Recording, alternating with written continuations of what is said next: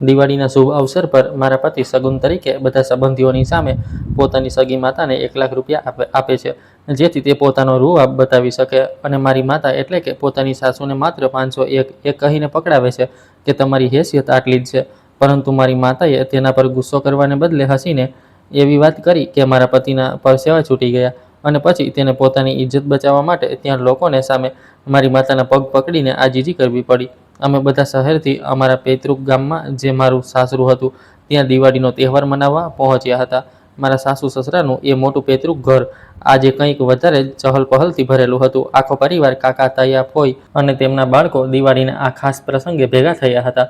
ચારે બાજુ હાસ્ય અને મજાકની અવાજો આવી રહી હતી. વાસણોનો ખણખણાટ અને દેશી ઘીમાં બનેલી મીઠાઈઓની સુગંધ સાથે અગરબત્તીનો ધુમાડો એક ખૂબ જ ખુશનુમા માહોલ બનાવી રહ્યો હતો. પરંતુ મારા દિલના કોઈ ખૂણે એક અજીબ ગૂંગણામણ થઈ રહી હતી. મારું નામ પંચી છે અને હું એક મલ્ટીનેશનલ કંપનીમાં ફાઇનાન્સ ડાયરેક્ટરના પદ પર કામ કરું છું.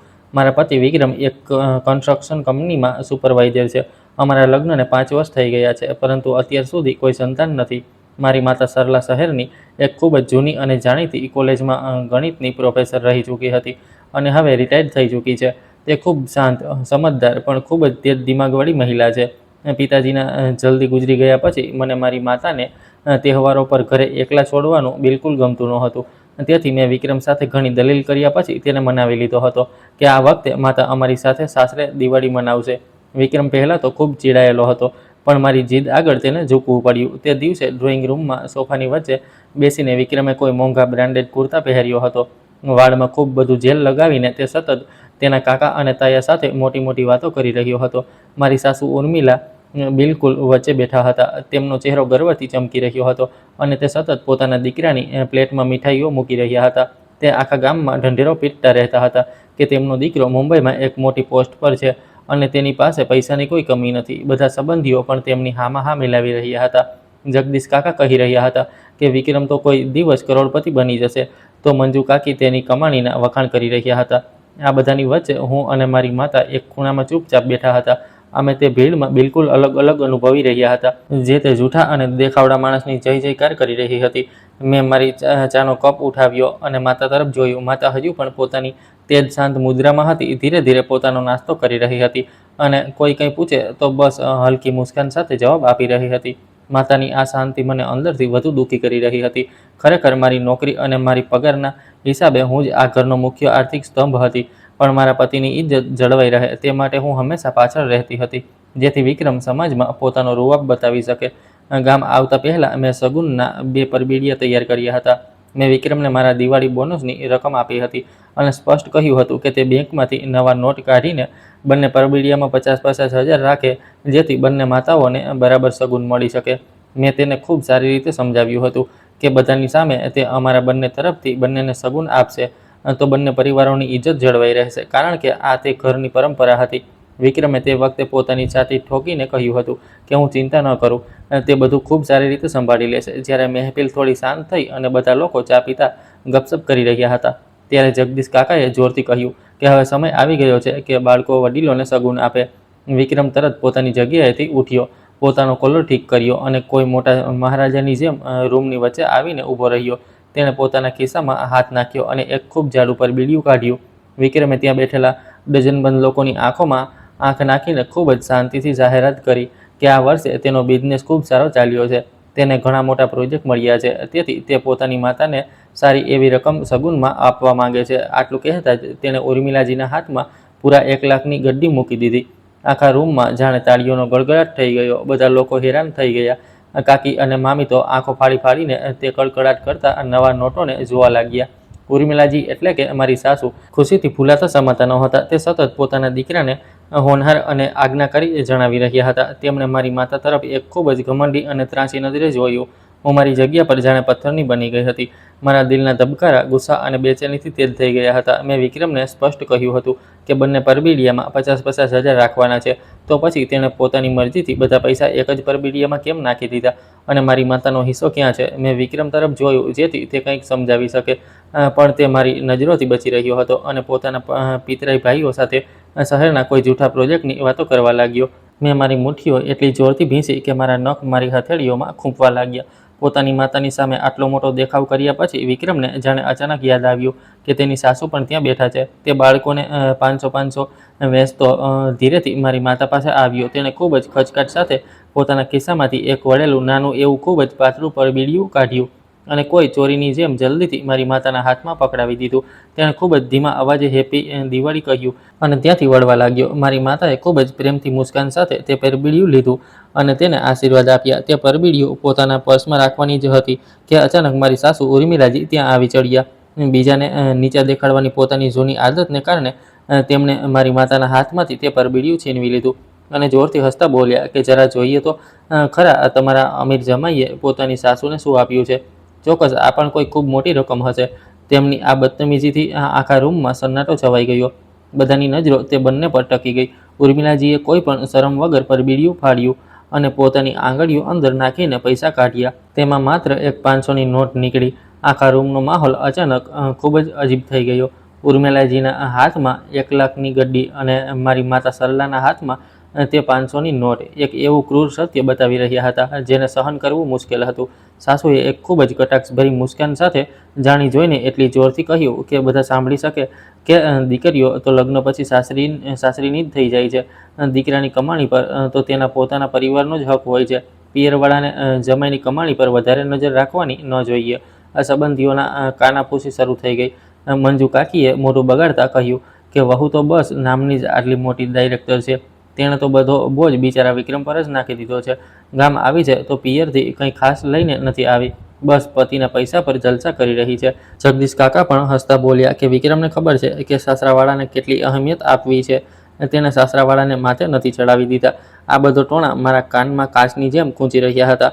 તેમને બિલકુલ નથી ખબર કે તે જે 1 લાખ વિક્રમે આપ્યા છે તે મારી દિવસ રાતની મહેનતની કમાણી છે. વિક્રમે માત્ર મારા પૈસા પર જ પોતાનો હક નથી જતાવ્યો પણ મારા આખા સસરાની સામે મારી માતાનું ભયંકર અપમાન કર્યું. મારો ગુસ્સો 7મા આસમાને પહોંચી ગયો. મારા કાન શૂન્ય થઈ ગયા અને મને લાગ્યું કે મારા ચહેરા પરથી લોહી ઉકળી રહ્યું છે. હું મારી જગ્યા પરથી ઉઠવાની જ હતી કે હું જઈને સાસુના હાથમાંથી તે પૈસા છીનવી લઉં અને વિક્રમનો અસલી ચહેરો બધાની સામે લાવી દઉં. હું ચીસ પાડીને બધાને જણાવવા માંગતી હતી કે આ ઘરનો અસલી ખર્ચ કોણ ઉઠાવે છે. પણ જેવી હું આગળ વધવા લાગી એક ખૂબ જ મજબૂત અને ગરમ હાથે મારી કલાઈ પકડી લીધી. તે મારી માતા હતી. તેમણે મને ખૂબ જ શક્તિથી પાછા સોફા પર બેસાડી દીધી. મેં માતા તરફ જોયું.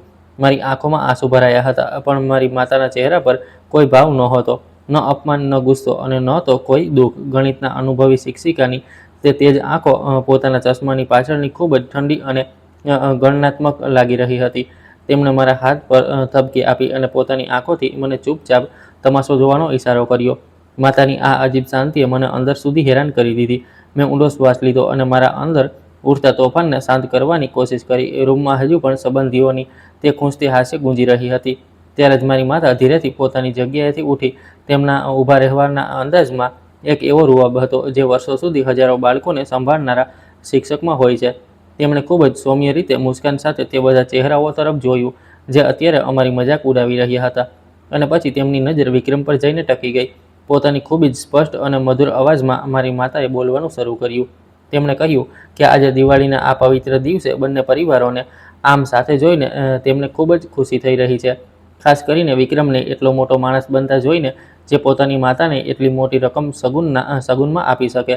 આ તો ખૂબ જ ગર્વની વાત છે. માતાએ દરેક શબ્દ પર ભાર મૂકતા કહ્યું કે વિક્રમ આ પરિવારનું ગૌરવ છે અને બાકીના બાળકોએ તેની પાસેથી શીખવું જોઈએ. પોતાની સાસુ પાસેથી આટલા વખાણ સાંભળીને વિક્રમની છાતી ગર્વથી વધુ પહોળી થઈ ગઈ. તે પોતાના વાળ ખંજવાળતા ખૂબ જ ઘમંડ સાથે મુસ્કુરાવા લાગ્યો. સાસુ પણ ખૂબ ખુશ થઈ ગયા. તેમને લાગ્યું કે મારી માતા તેમનાથી દબાઈ ગઈ છે અને કદાચ કંઈક માંગવા માટે વખાણ લગાવી રહી છે. બધા સંબંધીઓ પણ માતાની વાત પર માથું હલાવવા લાગ્યા. પોતાના જમાઈને 7મા આસમાને ચડાવ્યા પછી મારી માતા ધીરેથી વચ્ચે રાખેલી ટેબલ પાસે ગઈ. તેમણે ખૂબ જ આરામથી પોતાની સાડીનો પાલવ ઠીક કર્યો, પાણીનો એક ઘૂંટડો પીધો અને પછી ખૂબ જ ચાલાકીથી વિષય બદલી નાખ્યો. માતાએ કહ્યું કે હવે જ્યારે વિક્રમ આટલો સફળ થઈ ગયો છે અને તેની પાસે એટલા પૈસા છે કે તે પોતાની માતાને 1 લાખ આમ જ આપી શકે છે તો એક સાસુ હોવાના નાતે મને પણ ખૂબ જ તસલ્લી થઈ રહી છે. તેથી મને લાગે છે કે આ સૌથી યોગ્ય સમય છે કે આપણે બંનેની વચ્ચેનો એક નાનો જૂનો હિસાબ કિતાબ પણ કરી લઈએ. આખા રૂમમાં અચાનક જાણે સાપ સૂંઘી ગયો. વિક્રમ પોતાની આંખો સાંકળી કરીને નાસમજીથી જોવા લાગ્યો. મારી માતાના હોઠો પર હજુ પણ તેજ મુસ્કાન હતી. તેમણે ખૂબ જ સ્પષ્ટ શબ્દોમાં કહ્યું કે વિક્રમ, શું તને યાદ છે, આજથી ઠીક 6 મહિના પહેલાં તું મારા ઘરે આવ્યો હતો. તું મારી સામે ઘૂંટણીએ બેસીને રડી રહ્યો હતો કે તારે પોતાના બિઝનેસ માટે એક સારી ગાડી જોઈએ છે, જેથી તારો રૂઆબ દેખાય. તે મારી પાસેથી ગાડીની ડાઉન પેમેન્ટ માટે 15 લાખ ઉધાર માંગ્યા હતા, પણ ગાડી તો તારા નામે ક્યારેય આવી જ નહીં, અને તું આજે પણ પંચીના નામે જ લીધેલી ગાડી જ ચલાવે છે. માતાએ આગળ કહ્યું કે તે વખતે તારું રડવું જોઈને મેં મારી આખી જિંદગીની પેન્શનની કમાણીની એફડી તોડાવીને તને તે 15 લાખ વગર કોઈ વ્યાજે આપી દીધા હતા. આ સાંભળતા જ વિક્રમના ચહેરાનો રંગ પૂરેપૂરો ઉડી ગયો. તેનું મોઢું ખુલ્લું રહી ગયું અને તેની આંખો ફાટી રહી ગઈ. આસપાસ બેઠેલા સંબંધીઓ હવે એકબીજાનો ચહેરો જોવા લાગ્યા અને કાનાફૂસી ફરીથી શરૂ થઈ ગઈ. પણ આ વખતે તે કાનાફૂસીમાં વિક્રમ માટે શંકા હતી. સાસુ તો જાણે પથ્થરની મૂર્તિ જ બની ગઈ. વિક્રમ કંઈ બોલી શકે તે પહેલાં જ માતાએ પોતાનો છેલ્લો અને સૌથી ખતરનાક વાર કર્યો. તેમણે કહ્યું કે આપણા શાસ્ત્રોમાં લખ્યું છે કે જૂના કર્જને નવા વર્ષ કે કોઈ મોટા તહેવાર પછી સુધી ન ખેંચવું જોઈએ. આનાથી બરકત અટકી જાય છે. માતાએ કહ્યું કે છેલ્લા કેટલાક મહિનાઓથી તું મંદીનું રડવું રડી રહ્યો હતો, તેથી મેં તારી પાસે પૈસા નહોતા માંગ્યા. પણ આજે જ્યારે હું જોઈ રહી છું કે તારી પાસે કેશની કોઈ કમી નથી અને તું આટલો દરિયાદિલી બની રહ્યો છે, તો ચોક્કસ તારા બેંક એકાઉન્ટમાં કરોડો રૂપિયા પડ્યા હશે. તેથી હું ઈચ્છું છું કે તું આજે જ આ શુભ દિવસે તે 15 લાખ મારા ખાતામાં ટ્રાન્સફર કરી દે, જેથી હું તે પૈસાને પાછા બેંકમાં મૂકીને ગડપણમાં મારી દવાઓ માટે કંઈક વ્યાજ કમાઈ શકું.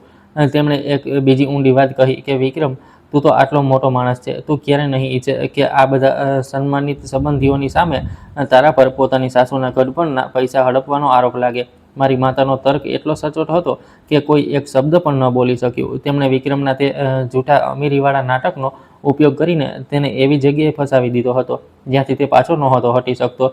ડ્રોઈંગ રૂમનો માહોલ હવે એટલો તણાવપૂર્ણ થઈ ગયો હતો કે જાણે કોઈ બોમ્બ ફૂટવાનો હોય. વિક્રમ ત્યાં પૂતળા બનીને ઊભો હતો.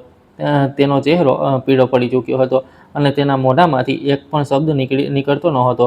મારી માતાના આ પલટવારે તે ઘમંડી માણસની સૌથી નબળી નસ પર વાર કર્યો હતો અને તેને એક ઝટકામાં એક રઈસજાદામાંથી એક એવા દેવાદારમાં બદલી નાખ્યો હતો જેની જાહેરમાં બેઇજ્જતી થઈ રહી હતી. મારા સસરામાં આજથી પહેલાં ક્યારેય એટલી શાંતિ નહોતી થઈ. હવે લોકોની નજરોમાં વિક્રમ માટે કોઈ ઇજ્જત નહોતી, પણ એક ખૂબ જ ઊંડી શંકાની ભાવના હતી. જગદીશ કાકા ખાંસી ખાતા આમ તેમ જોવા લાગ્યા, જેથી તે આ અજીબ સ્થિતિમાંથી બચી શકે. મંજુ કાકીએ પોતાની બાજુવાળી સંબંધીને કોણી મારી અને મોઢું બગાડ્યું. એક એવો માણસ જે પોતાની સાસુના પેન્શનના પૈસા ઉધાર લઈને દેખાવ કરે છે અને પછી તે જ પૈસાને બીજા પર લૂંટાવીને પોતાની મહાનતા સાબિત કરે છે, આ દુનિયાની સૌથી શરમજનક વાત હતી. વિક્રમને સમજ નહોતી આવી રહી કે તે પોતાના હાથ ક્યાં છુપાવે. તેના કપાળ પર પરસેવાની બૂંદો ચમકવા લાગી હતી. બાંય ઠંડી હતી, પણ તેના પરસેવા છૂટી રહ્યા હતા. તેણે એક ખૂબ જ જૂઠી અને ગભરાયેલી મુસ્કાન સાથે મારી માતા પાસે જઈને ખૂબ જ ધીમા અવાજે કહ્યું કે માં, હું તમને આવતા અઠવાડિયે પૈસા બેંકમાં જઈને આપી દઈશ. આજે રજાનો દિવસ છે. આટલી મોટી રકમ ટ્રાન્સફર કરવામાં સર્વરની સમસ્યા આવી શકે છે. પણ મારી માતા બિલકુલ પીગળવાની નહોતી. તેમણે પોતાના પર્સમાંથી પોતાનો સ્માર્ટફોન કાઢ્યો અને તેને ટેબલ પર મૂકી દીધો. માતાએ ખૂબ જ ઠંડા દિમાગથી જવાબ આપ્યો કે આજકાલ તો મોબાઈલ બેન્કિંગ 24 કલાક ચાલે છે. ભલે રજા હોય કે તહેવાર, પૈસા થોડી જ સેકન્ડોમાં પહોંચી જાય છે. તું અત્યારે પોતાનો ફોન કાઢ અને ટ્રાન્સફર કર. જો તારા ખાતામાં અત્યારે પૂરા પૈસા નથી તો તું પોતાની માતા પાસેથી તે 1 લાખ પાછા લઈ શકે છે, જેથી મને કંઈક હિસ્સો તો મળી જાય. બાકીના પૈસા તું મને 2-4 દિવસમાં આપી દેજે. પૈસા પાછા કરવાની વાત સાંભળતા જ સાસુ તરત હરકતમાં આવી ગઈ. તેમણે તે 1 લાખની ગड्डीને કસીને પોતાના છાતી સાથે લગાવી લીધી અને 2 ડગલા પાછળ હટી ગઈ. સાસુએ ખૂબ જ તેજ અવાજમાં કહ્યું કે દીકરાએ જે પૈસા પોતાની માતાને સગુનમાં આપ્યા છે તે તો ભગવાનનો આશીર્વાદ હોય છે. ભલા કોઈ માં તે પૈસા પાછા આપીને પોતાની સમજણનું દેવું કેવી રીતે ચૂકવી શકે. તેમણે તે પૈસાને કોઈ ખજાનાની જેમ પકડી લીધા અને પોતાના લાડલા દીકરાને આ મુસીબતમાં એકલો છોડી દીધો. પોતાની જ માતાની આ સ્વાર્થ ભરેલી હરકતે વિક્રમને બેઇજ્જતીના દલદલમાં અને વધારે ઊંડે ધકેલી દીધો. મારી માતાએ પોતાના ચશ્મા ઉતાર્યા અને તેને પોતાના રૂમાલથી સાફ કર્યા. હવે તેમના અવાજમાં એક ખૂબ જ સખત લહેજો આવી ગયો હતો. તેમણે કહ્યું કે પૈસાની લેવડ દેવડ ખૂબ જ સાફ હોવી જોઈએ. માતાએ સીધા શબ્દોમાં ધમકી આપી કે જો આજે વિક્રમ પોતાની હેસિયત સાબિત ન કરી શક્યો અને તેણે મારા પૈસા ન પાછા આપ્યા જેવો તે દાવો કરી રહ્યો છે, તો મને મજબૂરીમાં પોલીસનો સહારો લેવો પડશે. આટલી મોટી રકમ લઈને પાછા ન આપવા તો છેતરપિંડીનો મામલો બને છે. અને જ્યારે પોલીસ આ ગામમાં પૂછપરછ માટે આવશે તો મને ન કહેતા કે મેં સમજણની ઇજ્જતનું ધ્યાન ન રાખ્યું. મારી માતાની આ ધમકી વિક્રમના મોઢા પર કોઈ તમાચા જેવી હતી. તે ખરેખર ખરાબ રીતે ડરી ગયો હતો. એક ઘમંડી માણસની બધી ઇજ્જત તેના સંબંધીઓની સામે ધૂળમાં મળી ગઈ હતી. વિક્રમે ધ્રુજતા હાથે પોતાનો ફોન કાઢ્યો અને બેંકની એપ ખોલવા લાગ્યો. હું તેની બાજુમાં જ ઊભી હતી.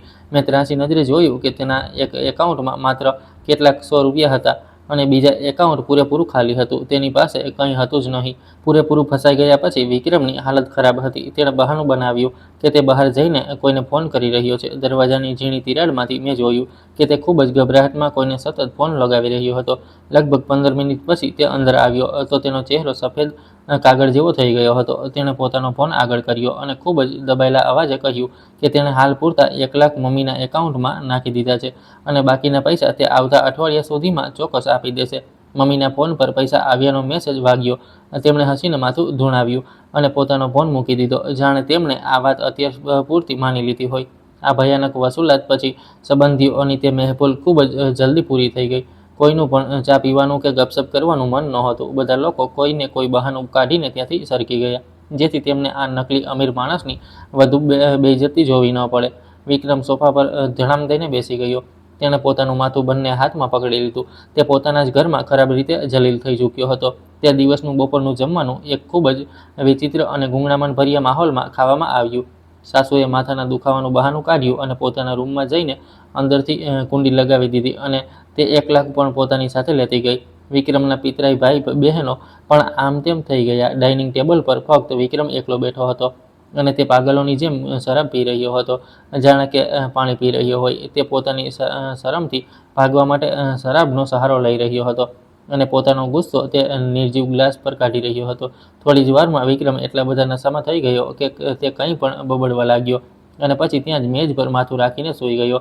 મારી મમ્મીએ ખૂબ જ સફાઈથી બધા વાસણો સમેટી લીધા અને પોતાની બેગ ઉપાડી લીધી. તેમણે મને કહ્યું કે તારો સામાન પેક કર અને આપણે અત્યારે જ એક ટેક્સી કરીને પાછા જઈ રહ્યા છીએ. તે આ ઘરમાં એક પળ પણ વધારે રોકાવા નહોતી માંગતી. મેં ચૂપચાપ તેમની વાત માની લીધી. મેં અને ટેક્સીવાળાએ મળીને તે નશામાં ધૂત માણસને કોઈ કોથળાની જેમ કારની પાછલી સીટ પર નાખી દીધો. અમારી ગાડી તે ધુમ્મસભરી રાતમાં હાઈવે પર દોડવા લાગી. આખા રસ્તે કોઈએ એક શબ્દ પણ ન કહ્યો. માત્ર વિક્રમના નસકોરાનો ખૂબ જ ભયાનક અવાજ આવી રહ્યો હતો. રાત્રે જ્યારે અમે અમારા પોશ એપાર્ટમેન્ટના પાર્કિંગમાં પહોંચ્યા ત્યારે મમ્મીએ ટેક્સીવાળાને થોડા વધારાના પૈસા આપીને વિક્રમને ઉપર અમારા ફ્લેટ સુધી પહોંચાડવા કહ્યું. પરંતુ વિક્રમ પાસેથી શરાબની એટલી બધી દુર્ગંધ આવતી હતી અને તે સમયે તેનું વજન એટલું વધારે હતું કે ટેક્સીવાળાએ પણ હાથ જોડી લીધા. તો પછી અમે જેમ તેમ કરીને વિક્રમને પાર્કિંગમાં ઊભેલી અમારી ગાડીની સીટ પર બેસાડી દીધો અને શરાબની બદબૂ સાથે તેને ત્યાં જ છોડી દીધો. જેવી હું મારા ફ્લેટમાં આવી અને દરવાજો બંધ કર્યો, મારી અંદર સવારથી દબાયેલું બધું દર્દ અને બધો ગુસ્સો આંસુઓના રૂપમાં ફૂટી નીકળ્યો. હું ડાઇનિંગ ટેબલ પર માથું રાખીને એક નાની બાળકીની જેમ ધ્રુસકે ને ધ્રુસકે રડવા લાગી. આટલા વર્ષો સુધી મેં આ પરિવાર માટે મારો પૂરો જીવ રેડી દીધો હતો. તેમના ખાવા પીવાથી લઈને તેમના દરેક ખર્ચને મેં ઉઠાવ્યો હતો, એ વિચારીને કે મને એક સારો જીવનસાથી મળ્યો છે જે મારો સાથ આપશે. અને બદલામાં મને શું મળ્યું? દગો, એક ખૂબ જ ખુલ્લો ઉપયોગ અને તેના પરિવારવાળાઓ તરફથી અપમાન. મારી મમ્મીએ રસોડામાં જઈને આદુવાળી ગરમ ચા બનાવી અને એક કપ મારી તરફ સરકાવી દીધો. તે મારી સામેવાળી ખુરશી પર બેસી ગઈ. તેમની આંખોમાં એક તરફ કડકાઈ હતી તો બીજી તરફ પોતાની એકમાત્ર દીકરીને આ રીતે રડતી જોઈને ઘણું દર્દ પણ હતું. તેમણે એક ભારે અવાજમાં મને વટવાનું શરૂ કર્યું.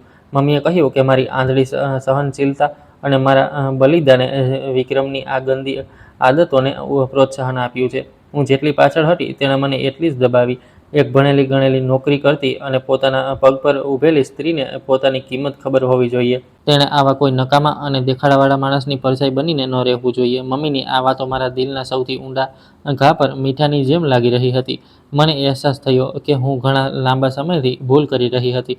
મેં મારા આંસુ લૂછ્યા, માથું ઊંચું કર્યું અને મમ્મીને પૂછ્યું કે કહો, હવે મારે શું કરવું જોઈએ? શું મારે કાલે જ છૂટાછેડાના કાગળો તૈયાર કરાવી લેવા જોઈએ જેથી હું આ ઘટિયા માણસથી આઝાદ થઈ શકું? મારી મમ્મીએ તરત જ ના પાડતા માથું ધૂણાવ્યું. તેમણે મને સમજાવ્યું કે આ સમયે છૂટાછેડા લેવા એ એક ખૂબ જ બેવકૂફીભર્યું પગલું હશે.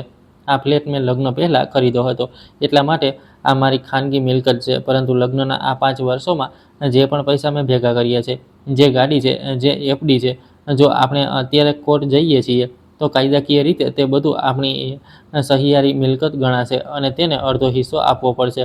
આ ઉપરાંત તે માણસના ઘમંડ અને દેખાડાને જોતા મમ્મીને શંકા હતી કે વિક્રમે મારી પીઠ પાછળ ન જાણે બીજા કેટલા ઊંધા સીધા કર્જ લઈ રાખ્યા હશે. જો મેં ઉતાવળ કરી તો મારે તે કર્જનો બોજ પણ ઉઠાવવો પડી શકે છે. મમ્મીએ મારો હાથ પોતાના હાથમાં લીધો.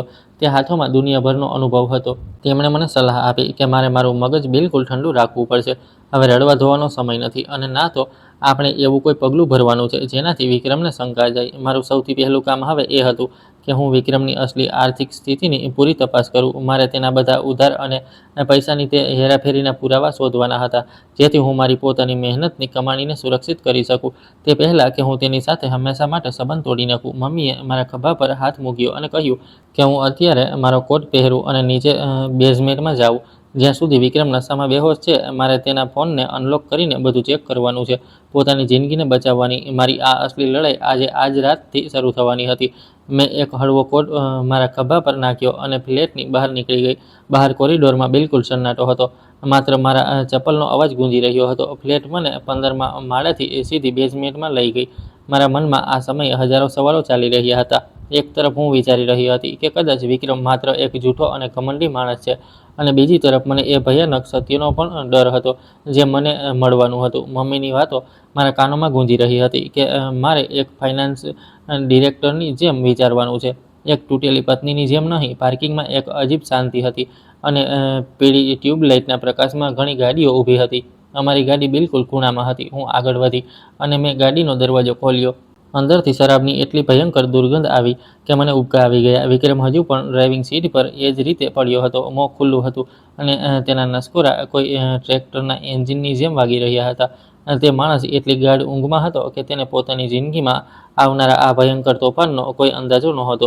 મેં એક ઊંડો શ્વાસ લીધો અને ખૂબ જ ધીમા પગલે ગાડીની અંદર ઘૂસી. મેં દરવાજો ખૂબ જ જોરથી બંધ કર્યો જેથી કોઈ અવાજ ન થાય. પાર્કિંગની તે આછી રોશની તે દગાખોરના પરસેવાથી ભરેલા ચહેરાને જોવા માટે પૂરતી હતી. મેં તેના કોટ અને પેન્ટના ખિસ્સામાં ફંફોડ્યા અને તેનો નવો અને સૌથી મોંઘો સ્માર્ટફોન કાઢ્યો જે મેં તેને ગયા જન્મદિવસે ગિફ્ટ કર્યો હતો. ફોનની સ્ક્રીન કાળી હતી. મેં વિક્રમના ભારેખમ હાથને ઉઠાવ્યો, તેની જમણી તર્જની આંગળી પકડી અને ખૂબ જ ધીમેથી ફોનના ફિંગરપ્રિન્ટ સેન્સર પર મૂકી દીધી. એક હળવા ક્લિકનો અવાજ આવ્યો અને ફોનનું લોક ખુલી ગયું. સ્ક્રીનના તેજ પ્રકાશથી મારી આંખો અંજાઈ ગઈ. મેં મારી શોધ શરૂ કરી. એક ફાઇનાન્સ ડિરેક્ટર હોવાને નાતે મને ખબર હતી કે મારે સમય ક્યાં બરબાદ નથી કરવાનો. હું સીધી તેના SMS, વોટ્સએપ અને બેન્કિંગ એપ્સના ફોલ્ડરમાં ગઈ અને સાચું કહું તો વિક્રમની આળસવાળી આદતે જ તેને ફસાવી દીધો હતો. તેણે ના તો પોતાની ટ્રાન્ઝેક્શનની હિસ્ટ્રી ડિલીટ કરી હતી અને ના તો બેંકના મેસેજ. એક મેસેજ અને એક નંબર મારી આંખો સામે કોઈ ધરાધાર ચપ્પુની જેમ ચમકી રહ્યા હતા. મેં સૌથી પહેલાં તેની મુખ્ય બેંક એપ ખોલી અને છેલ્લા 6 મહિનાની હિસ્ટ્રી ચેક કરી. એક ખૂબ જ લાંબી લિસ્ટ મારી સામે હતી જેમાં માત્ર પૈસા બહાર જવાની એન્ટ્રી હતી. તેની કંપનીમાંથી કોઈ ખાસ સેલરી નહોતી આવી રહી, માત્ર પૈસા ટ્રાન્સફર થઈ રહ્યા હતા. મારી આંખો ત્યારે ફાટી રહી ગઈ જ્યારે મેં જોયું કે દર મહિને 5,000 થી 10,000ની રકમ ઉર્મિલાજી એટલે કે મારી સાસુના ખાતામાં જઈ રહી હતી અને તેની સાથે મેસેજમાં ખૂબ જ સંસ્કારી વાતો લખેલી હતી. ક્યારેક માની દવાઓ માટે તો ક્યારેક માના ખર્ચા માટે. વાત અહીં જ પૂરી નહોતી થઈ. રજત એટલે કે વિક્રમના નાના ભાઈના ખાતામાં પણ સતત પૈસાનો વરસાદ થઈ રહ્યો હતો. રજત ગામમાં રહેતો હતો, કોઈ કામ ધંધો નહોતો કરતો, બસ રખડપટ્ટી કરતો હતો, પરંતુ વિક્રમ દર મહિને તેને પૈસા મોકલતો હતો. ક્યારેક રજતની દારૂ પાર્ટી માટે, ક્યારેક નવા કપડાં માટે, તો ક્યારેક રજતના બાળકના ડાયપર માટે. મને આ જોઈને ખૂબ જ ઊંડો આઘાત લાગ્યો કે જે પૈસા હું દિવસ રાત એક કરીને ઓફિસની પોલિટિક્સ અને બજારના તણાવને સહન કરીને કમાઈ રહી હતી, તે મારો પતિ પોતાના તે લાલચી પરિવાર પર લૂંટાવી રહ્યો હતો. પરંતુ જે વસ્તુ મારા માટે સૌથી વધારે ખોફનાક હતી તે એક એવું એકાઉન્ટ હતું જેમાં સૌથી વધારે અને સૌથી મોટી રકમ ટ્રાન્સફર થઈ હતી. તે એકાઉન્ટ ઈશા ગુપ્તાના નામે હતું અને વિક્રમના ફોનમાં તે નંબર ઈશા બોસના નામે સેવ હતો. દરેક ટ્રાન્સફર સાથે જે મેસેજ લખેલો હતો તે ખૂબ જ અજીબ હતો, જેમ કે બોસ માટે ગિફ્ટ, બોસની શોપિંગનું બિલ. રકમ ઘણીવાર 20,000થી પણ ઉપરની હતી. મારા મગજમાં એક ખૂબ જ ખતરનાક ઘંટડી વાગી. કોઈ પણ બોસ પોતાના કર્મચારી પાસેથી આ પ્રકારના મેસેજ સાથે પૈસા નથી લેતા. મારા હાથ ખરાબ રીતે ધ્રુજવા લાગ્યા. મેં જલ્દી તે બધા ટ્રાન્ઝેક્શનના સ્ક્રીનશોટ લીધા અને તેમને મારા વોટ્સએપ પર મોકલી દીધા. પછી મેં વિક્રમના ફોનમાંથી તે બધા સેન્ડ મેસેજીસ ડિલીટ કરી દીધા. તે મોંઘી ગાડીમાં તે સુમસામ બેઝમેન્ટમાં બેઠા બેઠા મને એવું લાગી રહ્યું હતું જાણે હું કોઈ ખૂબ જ ઊંડી ખાઈમાં પડતી જઈ રહી છું. પરંતુ આ તો માત્ર શરૂઆત હતી. મેં એક બીજી બેન્કિંગ એપ ખોલી જે તે ક્રેડિટ કાર્ડની હતી, જે મેં વિક્રમને 2 વર્ષ પહેલાં આપ્યું હતું. મેં તેને આ કાર્ડ એટલા માટે આપ્યું હતું જેથી તે ઘરનો જરૂરી સામાન લાવી શકે અથવા પોતાની ગાડીમાં પેટ્રોલ ભરાવી શકે. આ કાર્ડની પ્રાઇમરી હોલ્ડર હું હતી અને તેનું બધું બિલ હું ભરતી હતી. જ્યારે મેં ગયા મહિનાનું સ્ટેટમેન્ટ ખોલ્યું તો મારા શ્વાસ જ રોકાઈ ગયા. સૌથી ઉપર એક એન્ટ્રી હતી જેમાં એટીએમમાંથી પૂરા 1 લાખ રોકડા ઉપાડવામાં આવ્યા હતા, અને તે પણ દિવાળીના બરાબર 1 દિવસ પહેલાં. આની સાથે જ રોકડ ઉપાડવાની એક ખૂબ જ ભારે પેનલ્ટી અને ભયંકર વ્યાજ પણ તે કાર્ડ પર લાગી ચૂક્યું હતું. મારું ગળું સુકાઈ ગયું અને મને મારી જ હાલત પર હસવું આવવા લાગ્યું. તો એ 1 લાખ વિક્રમે આખા ગામ અને સંબંધીઓની સામે પોતાની શાન બતાવવા માટે વાપર્યા હતા. તે પણ મારા જ ક્રેડિટ કાર્ડમાંથી ચોરવામાં આવ્યા હતા. તેણે જૂઠી શાન બતાવવા માટે અને પોતાની માને ખુશ કરવા માટે મારી મહેનતની કમાણી ચોરી અને તે બધું વ્યાજ અને દેવું મારા માથા પર નાખી દીધું. તે માણસની નીચતાની કોઈ હદ નહોતી. એક સામાન્ય માણસ આવું વિચારી પણ ન શકે. પરંતુ આ ખરાબ સપનું હજી પૂરું નહોતું થયું. મેં બેન્કિંગ એપ બંધ કરી અને ફોનની હોમ સ્ક્રીન પર આવી. સૌથી છેલ્લા પેજ પર એક હિડન ફોલ્ડર હતું જ્યાં મને ઘણી બધી ઇન્સ્ટન્ટ લોન અને સટ્ટાબાજીવાળી એપ્સના આઇકોન દેખાયા. આ એ એપ્સ હોય છે જે કોઈ પણ કાગળિયા વગર તરત જ લોન આપી દે છે, પરંતુ તેમનું વ્યાજ એટલું વધારે હોય છે કે માણસ બરબાદ થઈ જાય છે. મેં વિક્રમના અંગૂઠાનો ઉપયોગ કરીને એક એપ ખોલી. સ્ક્રીન પર લાલ રંગનું એક ખૂબ મોટું એલર્ટ આવી રહ્યું હતું કે 5 લાખની લોન ઓવરડ્યુ છે અને તેના પર પેનલ્ટી લાગીને તે 6 લાખ થઈ ચૂકી છે. હું તો પાગલોની જેમ બાકીની એપ્સ ખોલવા લાગી. બીજી એપમાં 5 લાખનું દેવું હતું, ત્રીજીમાં 8 લાખનું. કુલ મળીને વિક્રમના માથા પર 25 લાખથી પણ વધારેનું એવું કાળું દેવું હતું જેનું વ્યાજ દર કલાકે વધી રહ્યું હતું. તે એક એપમાંથી પૈસા કાઢીને બીજાનું દેવું ચૂકવી રહ્યો હતો, માત્ર એટલા માટે જેથી તે શહેરમાં એક અમીર માણસનું નાટક કરી શકે, પોતાના નવરા ભાઈને પાળી શકે અને પેલી ઈશા નામની સ્ત્રી પર પૈસા ઉડાવી શકે. મારું આખું શરીર બરફની જેમ ઠંડુ પડી ગયું. મારો પતિ માત્ર એક દગાબાજ કે લાલચી માણસ નહોતો, પરંતુ તે એક એવો ચાલતો ફરતો બોમ્બ હતો જે ગમે ત્યારે ફાટી શકતો હતો અને મને અને મારી વૃદ્ધ માતાને રસ્તા પર લાવી શકતો હતો. જો હું આજે આ બધું જ ન જોત અને તેના પર ભરોસો કરતી રહેત તો બધું જલ્દી ગુંડાઓ મારા આ ફ્લેટ પર કબજો કરી લેત, મારી ગાડી છીનવી લેત અને મારી બધી મહેનત ખતમ થઈ જાત. મેં મારા હોઠને એટલા જોરથી દાંત વચ્ચે દબાવ્યા કે લોહી નીકળી આવ્યું, જેથી મારી ચીસ બહાર ન નીકળી જાય. એક ફાઇનાન્સ પ્રોફેશનલ હોવાને નાતે મેં મારા મગજને કામે લગાડ્યું. મેં ખૂબ જ ઝડપથી તે બધી એપ્સમાંથી એકાઉન્ટ સ્ટેટમેન્ટ ડાઉનલોડ કર્યા અને તે બધી ફાઇલો મારા ઈમેલ અને વોટ્સએપ પર મોકલી દીધી. મેં દરેક પુરાવાનું બેકઅપ મેં અલગ અલગ જગ્યાએ રાખ્યું જેથી કોઈ પણ વસ્તુ છૂટી ન જાય. મારું કામ પૂરું કર્યા પછી મેં વિક્રમના ફોનમાંથી એ દરેક નિશાન મિટાવી દીધું જેનાથી તેને ખબર પડે કે મેં ફોન ઉપાડ્યો છે. મેં સ્ક્રીન લોક કરી અને ફોન પાછો તેના ખિસ્સામાં ખોસી દીધો. હું ગાડીમાંથી બહાર નીકળી અને જોરથી દરવાજો બંધ કર્યો. બેઝમેન્ટના સન્નાટામાં તે અવાજ ગુંજી ઉઠ્યો. મેં ગાડીના કાચમાં મારો પડછાયો જોયો. એક એવી સ્ત્રી જેની આંખો લાલ હતી, વાળ વિખેરાયેલા હતા, પરંતુ તેની અંદર હવે આંસુઓની જગ્યાએ બદલાની અને નફરતની એક ખૂબ મોટી આગ ભડકી ઉઠી હતી. હવે હું ગઈકાલવાળી તે બિચારી અને ડરેલી પત્ની નહોતી. મારે આ જંગ કોઈ પણ સંજોગોમાં જીતવી હતી. મારા આત્મસન્માન માટે, મારા પૈસા માટે અને મારી મમ્મીની શાંતિ માટે. બીજી સવારે જ્યારે આસમાનમાં સૂરજના હળવા કિરણો નીકળ્યા તો ધુમ્મસ કંઈક અંશે છટાઈ ગયું હતું. હું આખી રાત સૂઈ નહોતી શકી. હું લિવિંગ રૂમના સોફા પર બેસીને તે તમામ પુરાવાઓને મગજમાં જોડી રહી હતી. મારી મમ્મી સવારે વહેલી ઉઠી ગઈ અને તેમણે મારા માટે બદામ અને કેસરવાળું ગરમ દૂધ બનાવ્યું.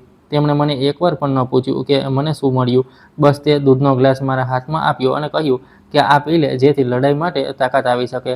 સવારના લગભગ 8 વાગ્યા હતા. વિક્રમ હજી સુધી પાર્કિંગમાંથી ઉપર નહોતો આવ્યો. ત્યારે જ અચાનક અમારા ફ્લેટની ડોરબેલ ખૂબ જોરથી વાગવા લાગી. કોઈ સતત અટક્યા વગર બેલ વગાડી રહ્યું હતું, જાણે કે દરવાજો તોડવા માંગતું હોય. મેં ગુસ્સાથી ભ્રમર ખેંચી અને દરવાજાના આઈ હોલમાંથી બહાર જોયું.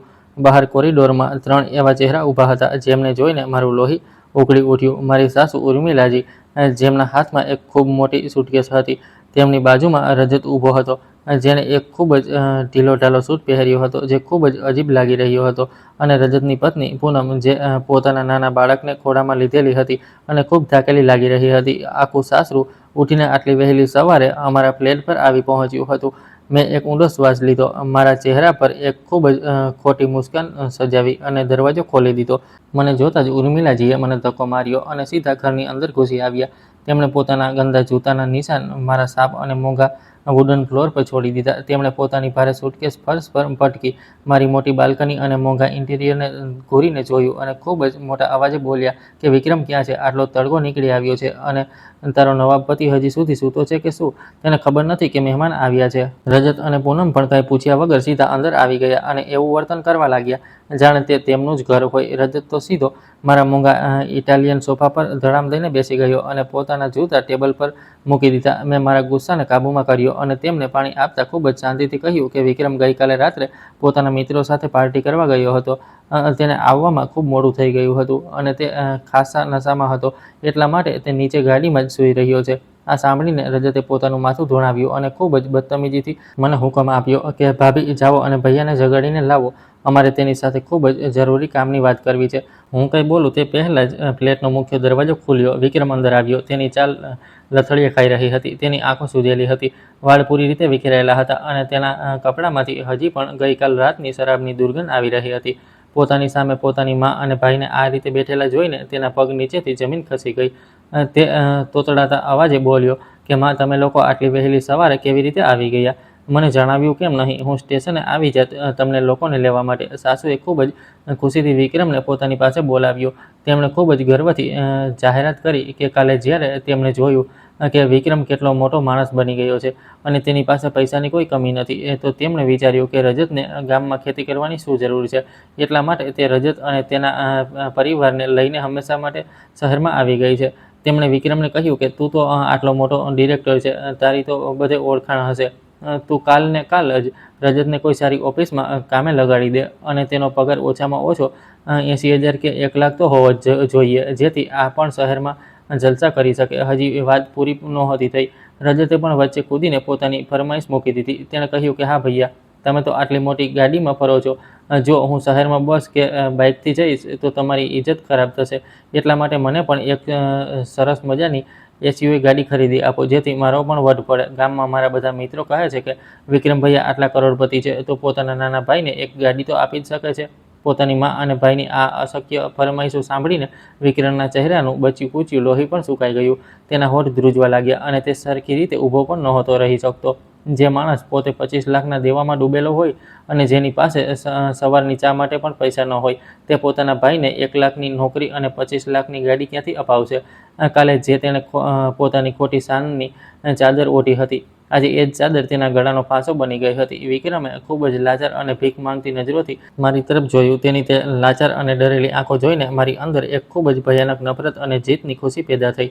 જે જેવું આવે છે તેને તેવું જ લણવું પડે છે. ત્યારે જ રસોડામાંથી મારી મમ્મી બહાર આવી. તેમના હાથમાં તાજા કાપેલા ફળોની એક પ્લેટ હતી. તેમણે મારી તરફ જોયું અને ખૂબ જ હળવેથી માથું ધુણાવ્યું. ગઈકાલે રાત્રે જ અમારા મા દીકરી વચ્ચે એક ઈશારો નક્કી થયો હતો. આ મારા માટે સિગ્નલ હતું કે હવે મારે મારો પહેલો માનસિક વાર કરવાનો છે, જેથી વિક્રમ એક એવી જાળમાં ફસાઈ જાય જ્યાંથી તે ક્યારેય બહાર ન નીકળી શકે. હવે દુશ્મનોને આસમાનની એટલી ઊંચાઈઓ પર ચડાવવાના હતા કે જ્યારે તેઓ ત્યાંથી પડે તો તેમના હાડકાં પણ ન મળે. મેં મારા ચહેરા પર દુનિયાની સૌથી સુંદર અને મીઠી મુસ્કાન લાવી અને વિક્રમની બાજુમાં જઈને બેસી ગઈ. મેં ખૂબ જ પ્રેમથી તેના ખભા પર હાથ મૂક્યો અને સાસુ તરફ જોઈને ખૂબ જ કોમળ અવાજમાં કહ્યું કે માજી, તમે બિલકુલ સાચું કહી રહ્યા છો. વિક્રમ હવે આ કંપનીના સૌથી મોટા પ્રોજેક્ટ હેડ છે. અહીંના દરેક મોટા નેતા અને ઓફિસર સાથે તો એમની બેઠક છે. રજત માટે નોકરી શોધવી તો એમના ડાબા હાથનો ખેલ છે. બસ એક ફોન ઘુમાવશે અને કામ થઈ જશે. હું તો ખુદ ઈચ્છું છું કે રજત શહેર આવી જાય, જેથી બંને ભાઈઓ મળીને આ પરિવારનું નામ વધુ રોશન કરે. મારી આ વાતો સાંભળીને વિક્રમની આંખો ફાટી રહી ગઈ. તેનું મોં ખુલ્લું હતું અને તેને સમજાતું નહોતું કે હું આ શું બોલી રહી છું. તે સારી રીતે જાણતો હતો કે તે માત્ર એક નાનકડો સુપરવાઇઝર છે, જેની કોઈ ઓકાત નથી. મેં જાણી જોઈને મારા નખ વિક્રમના ખભા પર ખૂંટાડ્યા. આ તેને મારી તરફથી એક ખામોશ ધમકી હતી કે તે પોતાનું મોં બંધ રાખે અને આ કરોડપતિવાળા નાટકને આગળ વધારે. મારી વાતનું સમર્થન પામીને રજત તો ખુશીથી પાગલ થઈ ગયો. તેણે પોતાની જગ્યા પર જોરથી હાથ માર્યો અને બોલ્યો કે અરે ભૈયા, તો સાચે જ ભગવાન છે. અને ગાડીનું શું છે ભૈયા? મેં તો પહેલાંથી જ એક સરસ મજાની ગાડી પસંદ કરી રાખી છે.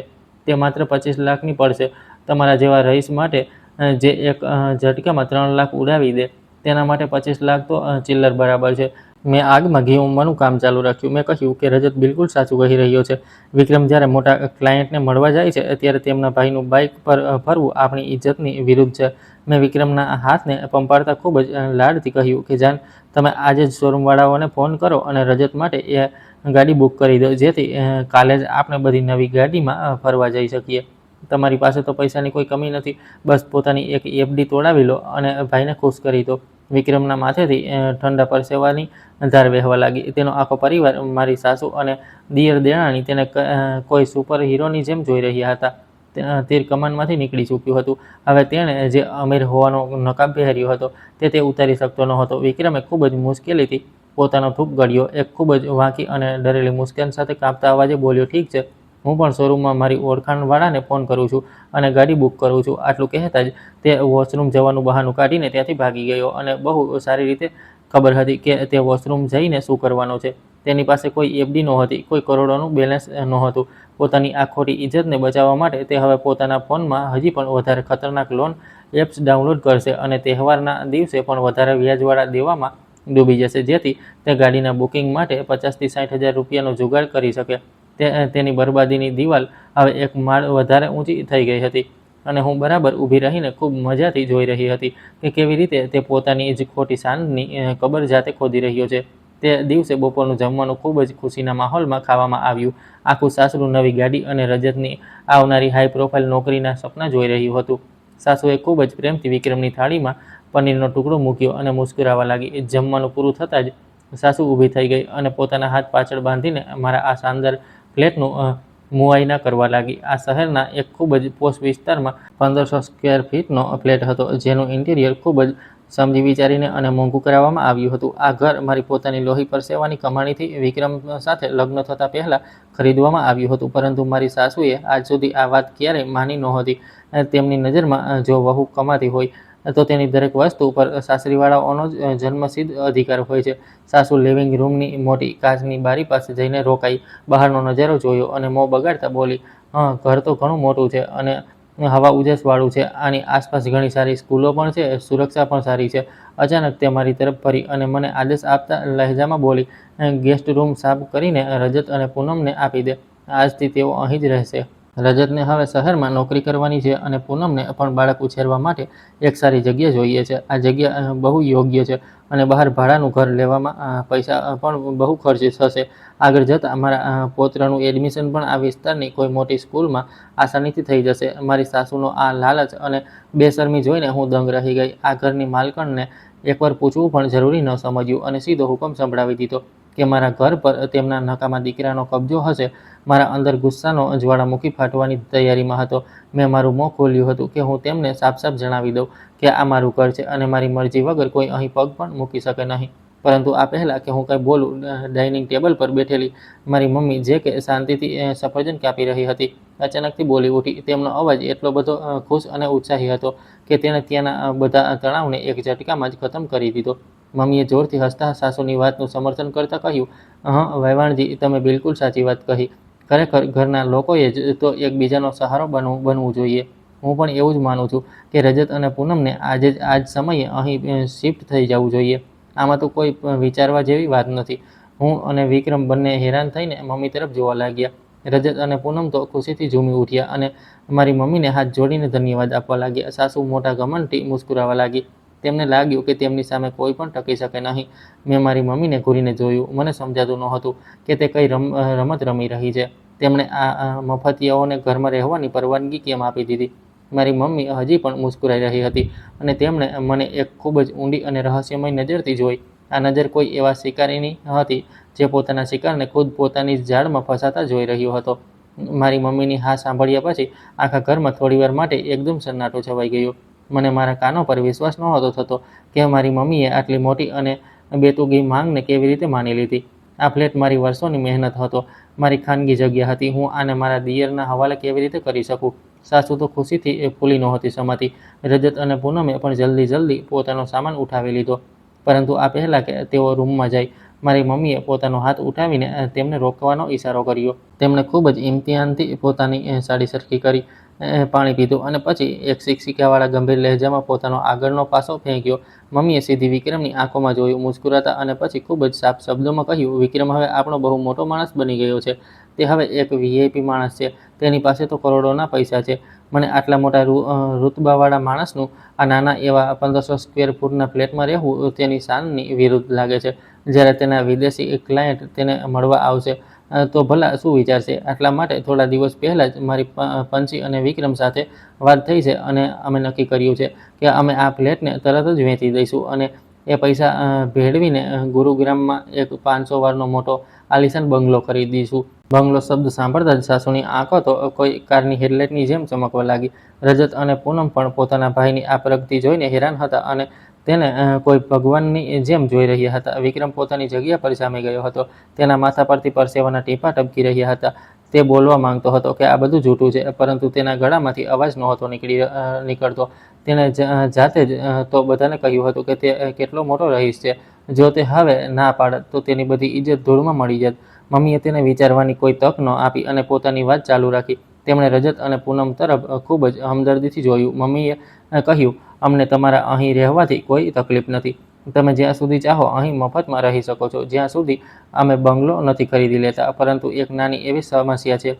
અમે આ ફ્લેટને વેચવા માટે શહેરના 5 મોટા પ્રોપર્ટી ડીલરોનો કામે લગાડી દીધા છે. હવે ક્યારેય પણ દિવસ હોય કે રાત, સવાર હોય કે સાંજ, લોકો આ ફ્લેટને જોવા માટે આવી શકે છે. આટલા માટે જો તમે બંને અહીં ભાડું આપ્યા વગર મફતમાં રહેવા માંગો છો તો તમારે તમારા મોટા ભાઈ માટે એક નાનકડું કામ કરવું પડશે. રજતને લાગ્યું કે બસ કોઈ નાનું મોટું કામ હશે. તેણે તરત જ પોતાની છાતી ઠોકીને કહ્યું, તમે બસ હુકમ કરો, અમે બંને કંઈ પણ કરી લઈશું. મારી મમ્મીએ એક ખૂબ જ ઠંડી અને ખતરનાક મુસ્કાન સાથે પોતાની શરતો રાખવાની શરૂ કરી. તેમણે કહ્યું કે પહેલી શરત, આ ઘર 24 કલાક કોઈ 5 સ્ટાર હોટલની જેમ ચમકવું જોઈએ. ફર્શ પર એક વાળ પણ ન દેખાવો જોઈએ.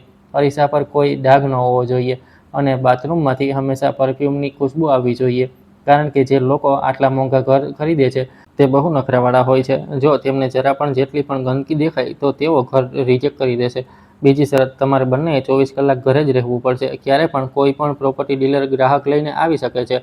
ભલે તમે જમતા હોવ કે સૂતા હોવ, તમારે તરત જ દરવાજો ખોલીને ખૂબ જ ઇજ્જતથી તેમને અંદર લાવવા પડશે. તમારે એ ગ્રાહકોને ચા કોફી પીવડાવવી પડશે અને તેમના દરેક સવાલનો ખૂબ જ સારી રીતે જવાબ આપવો પડશે. તમે ભૂલથી પણ તમારું મોં ન બગાડી શકો. અને જો ગ્રાહક ઘરમાં કોઈ ખામી કાઢે તો તમારે તરત જ તમારા ભાઈ તરફથી એ ખામીને સાચી સાબિત કરવી પડશે. આ બધું સાંભળીને પૂનમનો ચહેરો સફેદ પડી ગયો. તે તોતડાતી બોલી કે આંટી, મારી પાસે તો નાનું બાળક છે. તે દર વખતે રડતું રહે છે. હું આખો દિવસ સાફ સફાઈ કેવી રીતે કરીશ? અને જો લોકો વારંવાર આવશે તો મારા બાળકની ઊંઘ ખરાબ થઈ જશે. સાસુ પોતાની વહુના બચાવમાં કંઈક બોલવાની જ હતી કે મારી મમ્મીએ તેમને વચ્ચે જ રોકી દીધા. મમ્મીનો અવાજ હવે બિલકુલ કડક થઈ ચૂક્યો હતો. તેમણે સાફ કહી દીધું કે જો તમને આ બધું બહુ મુશ્કેલ લાગી રહ્યું છે તો તમે શોખથી બહાર જઈને ભાડાનું મકાન લઈ શકો છો. કોઈ જોર જબરજસ્તી નથી. જો તમે કરોડોના ઘરમાં મફતમાં રહેશો તો તમારે એ કરોડોના ઘરની દેખરેખ પણ તો કરવી પડશે ને. દુનિયામાં કંઈ પણ મફતમાં નથી મળતું. હવે આ તો ન થઈ શકે કે વિક્રમ તમને પોતાના ઘરમાં રહેવાની જગ્યા આપે અને પછી તમારી સાફ સફાઈ માટે નોકર પણ રાખે. જ્યારે મારી સાસુએ જોયું કે વાત હાથમાંથી નીકળી રહી છે અને તેમનું મફતમાં આ ઘરમાં રહેવાનું સપનું તૂટી શકે છે તો તેમણે તરત જ પૂનમને ઘૂરીને જોયું અને તેના પર જોરથી બૂમો પાડી. તેમણે કહ્યું કે માત્ર કચરો પોતું કરવામાં અને દરવાજો ખોલવામાં પણ તારા હાથ પગ તૂટી રહ્યા છે કે શું? સાસુએ પૂનમને કોઈ પણ સંજોગોમાં રાજી થવા માટે મજબૂર કરી દીધી, કારણ કે તે આ શાનદાર ફ્લેટને હાથમાંથી જવા દેવા નહોતી માંગતી. છેવટે રજત અને પૂનમને કમને મારી મમ્મીની દરેક શરત માનવી પડી. તેમને બિલકુલ પણ આ વાતનો અંદાજો નહોતો કે તેમની આ જીદ તેમને આ ઘરમાં મહેમાન નહીં પરંતુ એક મફતનો નોકર અને ગાર્ડ બનાવવાની હતી.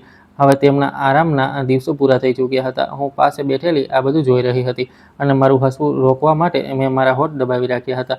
મારી મમ્મીની આ ચાલે મને તેમનો ભેન બનાવી દીધી હતી. તેમણે માત્ર મારી સાસુના આ ઘર પર કબજો કરવાના પ્લાનને જ બરબાદ નહોતો કર્યો, પરંતુ એ મફતિયાઓને આ ઘરને જલ્દી વેચવાનું મશીન બનાવી દીધા હતા. અને એ જે વિક્રમ હતો, મારો એ દગાબાજ પતિ, એ બસ માથું ઝુકાવીને ફર્શને ઘૂરી રહ્યો હતો. તેનો પરસેવો રોકાવાનું નામ નહોતો લઈ રહ્યો. તે મારી મમ્મીના આ પરફેક્ટ માસ્ટર સ્ટ્રોક સામે પૂરી રીતે લાચાર થઈ ચૂક્યો હતો. બીજા દિવસે સાંજ સુધીમાં સાસુએ પોતાનો સામાન બાંધ્યો અને પાછા ગામ જવા માટે ટ્રેન પકડી લીધી. જતાં તે વિક્રમને સલાહ આપતી ગઈ કે તે જલ્દીથી જલ્દી રજતની ગાડી અને નોકરીનો બંદોબસ્ત કરી દે. વિક્રમે ખૂબ જ ખોટી એવી હામાં હા મેળવી અને પછી પોતાના કેટલાક મિત્રોને મળવાનું બહાનું કાઢીને ઘરની બહાર નીકળી ગયો. તે હકીકતમાં ઘરની આ ગૂંગળામણ અને મારી ખૂંચતી નજરોથી ભાગી રહ્યો હતો. રજત અને પૂનમની મફતના નોકરોવાળી જિંદગી શરૂ થઈ ચૂકી હતી. મારી મમ્મીએ ડીલરોને ખાસ કરીને કહી દીધું હતું કે તેઓ વધારેમાં વધારે ગ્રાહકોને ફ્લેટ બતાવવા લાવે.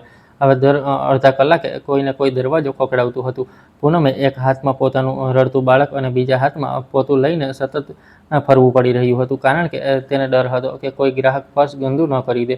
આ વચ્ચે હું મારા માસ્ટર બેડરૂમમાં ગઈ અને મેં વિક્રમની અલમારી અને તેના ખાનાઓની સાફ સફાઈ શરૂ કરી. મારી મમ્મીએ મને શીખડાવ્યું હતું કે જે લોકોના મનમાં ચોર હોય છે તે અવારનવાર પોતાના સૌથી મોટા રાજ ત્યાં જ છુપાવે છે જ્યાં કોઈને શંકા ન જાય, એટલે કે પોતાના જ બેડરૂમમાં. મેં એક ડબ્બો અને દરેક ફાઇલ ફેંકી દીધી. વિક્રમની સ્ટડી ટેબલના સૌથી નીચેના ખાનામાં મારો હાથ એક ખૂબ જ ઠંડી અને કઠણ વસ્તુ પર પડ્યો, જેને એક જૂના શર્ટની અંદર ખૂબ જ સફાઈથી લપેટવામાં આવી હતી. મેં એ શર્ટને હટાવ્યો તો જોયું કે તે એક જૂનો સ્માર્ટફોન હતો જેની સ્ક્રીન પર ઘણા ઉજરડા હતા. મને યાદ આવ્યું કે વિક્રમે 1 વર્ષ પહેલાં એક કહીને આ ફોન બંધ કરી દીધો હતો કે આની બેટરી ખરાબ થઈ ગઈ છે અને તેણે મારી પાસે નવો અને સૌથી મોંઘો ફોન ખરીદાવ્યો હતો. પરંતુ જો બેટરી ખરાબ હતી તો તેણે આ કબાડ ફોનને આટલો છુપાવીને કેમ રાખ્યો હતો? મારું હૃદય જોરથી ધડકવા લાગ્યું. મને લાગ્યું કે કોઈ બહુ મોટો રાજ મારા હાથમાં લાગવાનો છે. મેં ફોનનું ચાર્જર શોધ્યું અને તેને પ્લગમાં લગાવ્યું. મને બહુ હેરાની થઈ જ્યારે થોડી જ મિનિટોમાં તે ફોન ચાલુ થઈ ગયો અને તેની બેટરી બિલકુલ સાચી કામ કરી રહી હતી. ફોન ચાલુ થતાં જ તેણે 6 અંકનો પાસવર્ડ માંગ્યો. મેં ઊંડો શ્વાસ લીધો અને મારા મગજના ઘોડા દોડાવ્યા. મેં વિક્રમનો જન્મદિવસ નાખ્યો ખોટો, અમારી લગ્નની સાલગીરા નાખી ખોટી, મારો જન્મદિવસ નાખ્યો ફરીથી ખોટો. ફોને ચેતવણી આપી કે હું માત્ર કેટલી વાર જ પ્રયાસ કરી શકું છું.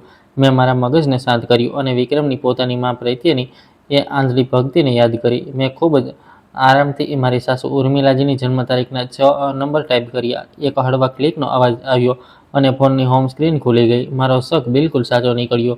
મારા શ્વાસ તેજ થઈ ગયા અને મારા હાથ કાંપવા લાગ્યા. મેં ફોનનું વોટ્સએપ ખોલ્યું અને ત્યાં મને એ મળ્યું જેની મને તલાશ હતી. સૌથી ઉપર એક જ નામ હતું, ઈશા બોસ. પરંતુ આ વખતે ત્યાં કોઈ બેંક ટ્રાન્ઝેક્શનની વાતો નહોતી, પરંતુ બહુ લાંબી ચેટ હતી. એ ચેટ એવી હતી જેને વાંચીને કોઈ પણ પત્નીનું લોહી ઉકળી જાય. ત્યાં પ્રેમભરી વાતો હતી, જાનુ બાબુ અને એકબીજાને પતિ પત્ની બોલાવવાનો એ ગંદો ખેલ ચાલી રહ્યો હતો, જેને વાંચીને મને ઉલટી આવવા લાગી.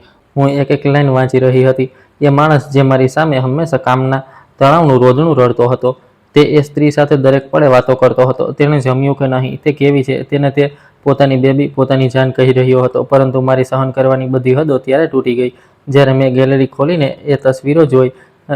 ડઝનો તસવીરો હતી જેમાં એ બંને કોઈ ખૂબ જ મોંઘા રેસ્ટોરન્ટમાં રજાઓ મનાવી રહ્યા હતા, એકબીજાની બાહોમાં. એક તસવીરમાં એ 1.5 લાખની ડિઝાઇનર બેગ હતી જે વિક્રમે તેને વેલેન્ટાઇન ડે પર આપી હતી અને મને એ દિવસે રસ્તાની બાજુથી ખરીદેલું એક સસ્તું એવું ગુલાબ પકડાવી દીધું હતું. ત્યારે જ મારી નજર એક તસવીર પર પડી જેણે મારા મગજની નસો ફાડી નાખી. એ એક અલ્ટ્રાસાઉન્ડનો રિપોર્ટ હતો જેના પર સાફ સાફ લખ્યું હતું કે 15 અઠવાડિયાનો ગર્ભ છે અને બાળક છોકરો છે. એ રિપોર્ટની નીચે ઈશાના એક મેસેજ હતો જેમાં તેણે લખ્યું હતું કે તારા દીકરાએ આજે બહુ જોરથી લાત મારી જાન, તું જલ્દીથી મને 5 લાખ અને મોકલી દે. મારી ડિલિવરી શહેરની સૌથી મોંઘી 5 સ્ટાર હોસ્પિટલમાં જ કરાવવી છે. હું કોઈ સરકારી હોસ્પિટલમાં નહીં જાઉં. અને તેની તરત જ પછી વિક્રમનો જવાબ હતો, મારી જાન તું બિલકુલ ચિંતા ન કર, હું મારી પત્ની પંચીનું ક્રેડિટ કાર્ડ વાપરીને બધું મેનેજ કરી લઈશ. પૈસાની કોઈ કમી નહીં રહેવા દઉં. મારા પગ નીચેથી જમીન સરકી ગઈ. મારી આસપાસની દુનિયા જાણે ગોળ ગોળ ફરવા લાગી. મારા કાન બહેરા થઈ ગયા. મને મારા જ દિલના તૂટવાનો અવાજ સ્પષ્ટ સંભળાઈ રહ્યો હતો. એ માણસ જેની સાથે મેં મારી આખી જિંદગી વિતાવવાનું સપનું જોયું, જેના માટે મેં મારી કરિયરની બધી જ મુશ્કેલીઓને પાર કરી સૌથી ઊંચાઈ પર પહોંચવાની કોશિશ કરી, જેના પર બધી જ કમાણી દાવ પર લગાવી દીધી. એ માણસ મારી જ લોહી પરસેવાની કમાણીથી કોઈ બીજી સ્ત્રી અને તેના બાળકને પાડી રહ્યો હતો. એ મને ડાકણ કહીને બોલાવતો હતો. તેણે મારી મહેનતના પૈસાથી એ સ્ત્રીની અય્યાસીનો ખર્ચ ઉઠાવ્યો. આ દગો માત્ર ખરાબ નહોતો, આ બહુ જ ભયાનક અને ઘૃણાસ્પદ હતો. કોઈ પણ સ્ત્રી માટે આનાથી ખરાબ કંઈ જ ન હોઈ શકે. મારી આંખોમાંથી આંસુઓનું પૂર વહી નીકળ્યું જે ખૂબ જ ગરમ અને કડવું હતું. હું ટેબલ પર મારું માથું રાખીને બેસી ગઈ. મેં મારી ડાબી છાતી જોરથી પકડી લીધી કારણ કે મને શ્વાસ લેવામાં તકલીફ થઈ રહી હતી. મારા રડવાનો અવાજ બહુ તેજ થઈ ગયો. જે બહાર લિવિંગ રૂમ સુધી પહોંચી ગયો. મારી મમ્મી દરવાજો ખોલીને અંદર આવી. તેમણે મને ટેબલ પર પડેલી જોઈ અને મારા હાથમાં એ ફોન જોયો, જેના પર અલ્ટ્રાસાઉન્ડનો રિપોર્ટ ખુલ્લો હતો. તે એક જ પળમાં બધું સમજી ગઈ. પણ તેમણે મને ગળે લગાવીને કોઈ જૂઠી સાંત્વના ન આપી. જેવી રીતે બીજી માતાઓ કરે છે, તે મારી પાસે આવી. મારા હાથમાંથી આંચકો મારીને એ ફોન છીનવી લીધો. તેમાં કેટલાક મેસેજ જોયા અને પછી એ ફોનને બહુ જોરથી ટેબલ પર પછાડ્યો. ફોનના અથડાવાના એ તેજ અવાજથી હું ચોંકી ગઈ અને મેં માથું ઊંચું કર્યું. મારી મમ્મીની આંખોમાં એક એવી ખોફનાક આગ હતી જે મેં પહેલાં ક્યારેય નહોતી જોઈ. તેમણે મારા ચહેરાની બિલકુલ સામે હવામાં એક જોરદાર લાફો માર્યો અને તેમનો અવાજ કોઈ ધારદાર તલવારની જેમ મારા કાને પડ્યો. તેમણે મારા પર બૂમ પાડતા કહ્યું કે તું આ રોદના શા માટે રડી રહી છે? તારા આ આંસુઓથી તારા પૈસા પાછા નહીં આવે અને ન તો તારી યુવાની પાછી આવશે. આ રડવું માત્ર તારી કમજોરી અને તારી હાર દેખાડી રહ્યું છે. તારો દુશ્મન તારા પૈસા પર જલસા કરી રહ્યો છે અને તું અહીં પોતાની જાતને બરબાદ કરી રહી છે. આ બેવકૂફી હું સહન નહીં કરું. મમ્મીની એ વઢવાણીએ મારા ચહેરા પર પડેલા ઠંડા પાણીની છાલકનું કામ કર્યું. હું મારા એ દુઃખના નશામાંથી બહાર આવી ગઈ. બિલકુલ સાચું કહ્યું મમ્મીએ. હું પંચી છું, એક મલ્ટીનેશનલ કંપનીની ફાઇનાન્સ ડિરેક્ટર જે કરોડોના બજેટને પોતાની આંગળીઓ પર નચાવે છે. હું એક એવા ઘટિયા માણસ સામે કેમ હાર માની રહી છું, જે માત્ર મારા પૈસા પર પલળી રહ્યો છે? મેં તરત જ મારા આંસુ લૂછ્યા અને મારી આંખોમાં હવે દુઃખની જગ્યાએ એક બહુ જ ઠંડી અને ખતરનાક ચમક આવી ગઈ. મેં મારી મમ્મી તરફ જોયું અને બહુ જ સ્પષ્ટ અવાજમાં કહ્યું કે મમ્મી, તમે બિલકુલ સાચું કહી રહ્યા છો. હવે હું એ માણસ માટે એક બૂંદ આંસુ નહીં વહાવું. હું ઈચ્છું છું કે તેને તેના કર્યની પૂરેપૂરી સજા મળે. તે આ ઘરમાંથી ખાલી હાથે અને પોતાના માથા પર કરોડોનું દેવું લઈને જ બહાર નીકળશે. મારી મમ્મીએ બહુ જ સંતોષથી માથું હલાવ્યું. તેમણે મારી પાસે એક ખુરશી ખેંચી અને અમારી અસલી રમત શરૂ થઈ. મમ્મીએ કહ્યું કે આજે બપોરે જ તે આરવ કપૂરને ફોન કરશે, જે શહેરના બહુ જ જાણીતા અને ખતરનાક છૂટાછેડા અને પ્રોપર્ટીના વકીલ છે. અને સંજોગવશાત તે મમ્મીના જૂના અને બહુ જ માનીતા વિદ્યાર્થી પણ રહી ચૂક્યા છે. મમ્મીએ કપૂરજીને તરત જ એક બહુ જ મજબૂત અને ચાલાકીથી ભરેલો કાનૂની દસ્તાવેજ તૈયાર કરવાનું કહ્યું, જેનું નામ હતું લગ્ન દરમિયાન સંપત્તિની વહેંચણી અને દેવાની જવાબદારીની સમજૂતી. આ દસ્તાવેજમાં બહુ જ સ્પષ્ટ શબ્દોમાં લખવાનું હતું કે આ શાનદાર ફ્લેટ, આ ગાડી, આ બધા જ બેંક એકાઉન્ટ્સ અને બધી જ એફડી માત્ર અને માત્ર પંચીની મહેનતની કમાણી છે અને આના પર માત્ર એનો જ અધિકાર છે. અને બીજી તરફ જેટલી પણ લોન, એપ્સ, ક્રેડિટ કાર્ડના બાકી લેણાં કે પ્રાઇવેટ દેવા વિક્રમના નામ પર છે, તે બધા વિક્રમના પોતાના ખાનગી શોખ માટે લેવાયા છે અને તેને ચૂકવવાની પૂરેપૂરી જવાબદારી માત્ર અને માત્ર વિક્રમની રહેશે. પત્નીને આની સાથે કોઈ લેવા દેવા નહીં હોય. મેં થોડી ગભરાતા મમ્મીને પૂછ્યું કે મમ્મી, આવો કોઈ પણ કાગળ જે વિક્રમ માટે આટલો નુકસાનકારક હોય તેના પર એ ચાલાક શિયાળ ક્યારેય સહી નહીં કરે. તે ભલે ગમે તેટલો દેખાડો કરતો હોય, પણ તે એટલો બેવકૂફ નથી કે પોતાની બધી પ્રોપર્ટી છોડી દે અને દેવું માથે લઈ લે. મમ્મીએ એક બહુ જ શેતાની મુસ્કાન સાથે કહ્યું કે અડધી ઘમંડી માણસ જ્યારે દેવા અને પોતાના પરિવારના દબાણમાં પૂરી રીતે ફસાઈ જાય છે, ત્યારે તેનું મગજ કામ કરવાનું બંધ કરી દે છે. આપણે તેની એ જ ગાડી ખરીદવાની જીદનો ઉપયોગ કરીશું, જેનું તેણે પોતાના ભાઈને વચન આપ્યું છે. મારી મમ્મીએ ઇન્ટરનેટ પરથી કોઈ બેંકના કાર લોન ગેરંટી એગ્રીમેન્ટનું એક ફોર્મેટ ડાઉનલોડ કર્યું. તેમણે કોમ્પ્યુટર પર એડિટ કરીને તેના પહેલા પાનાને બહુ જ સુંદર અને બિલકુલ અસલી બેંકના કાગળ જેવું બનાવી દીધું, જેના પર મોટા અક્ષરે લખ્યું હતું કાર લોન ગેરંટી એગ્રીમેન્ટ. અને તેના પછી તેમણે કપૂરજીના બનાવેલા એ ખતરનાક પ્રોપર્ટી એગ્રીમેન્ટને બહુ જ સફાઈથી એ કાગળોની વચ્ચે લગાવી દીધું. સૌથી છેલ્લું પાનું જ્યાં સહી કરવાની હતી, તેને એવી રીતે ડિઝાઇન કરવામાં આવ્યું હતું કે વિક્રમને માત્ર ગેરંટર અને લોન લેનારનું નામ જ દેખાય અને તે કંઈ પણ વાંચ્યા વગર ચૂપચાપ ત્યાં સહી કરી દે. આ એક બહુ જ પરફેક્ટ કાનૂની જાળ હતી. એ ફાઇલ મારી ટેબલ પર બહુ જ વ્યવસ્થિત રીતે સજાવેલી હતી.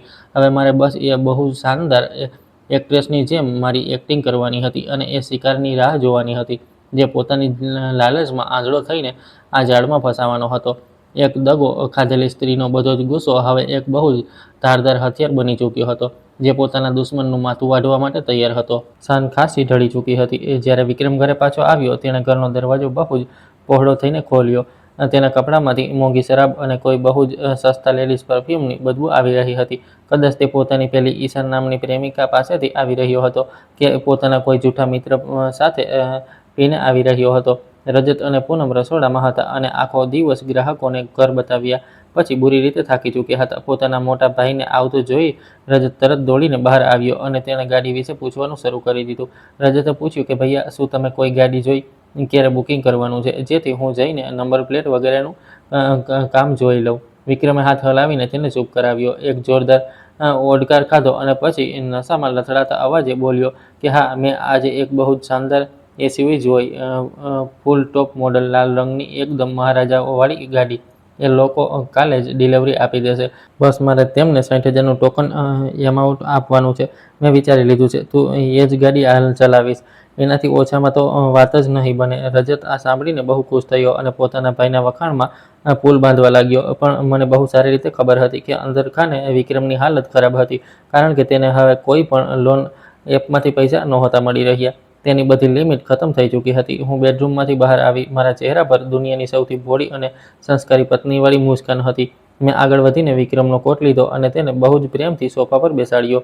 મેં બહુ જ મીઠા અવાજમાં કહ્યું કે જાન, તમે કામમાં બહુ મહેનત કરી રહ્યા છો. આટલી શરાબ પીવી સ્વાસ્થ્ય માટે સારી નથી.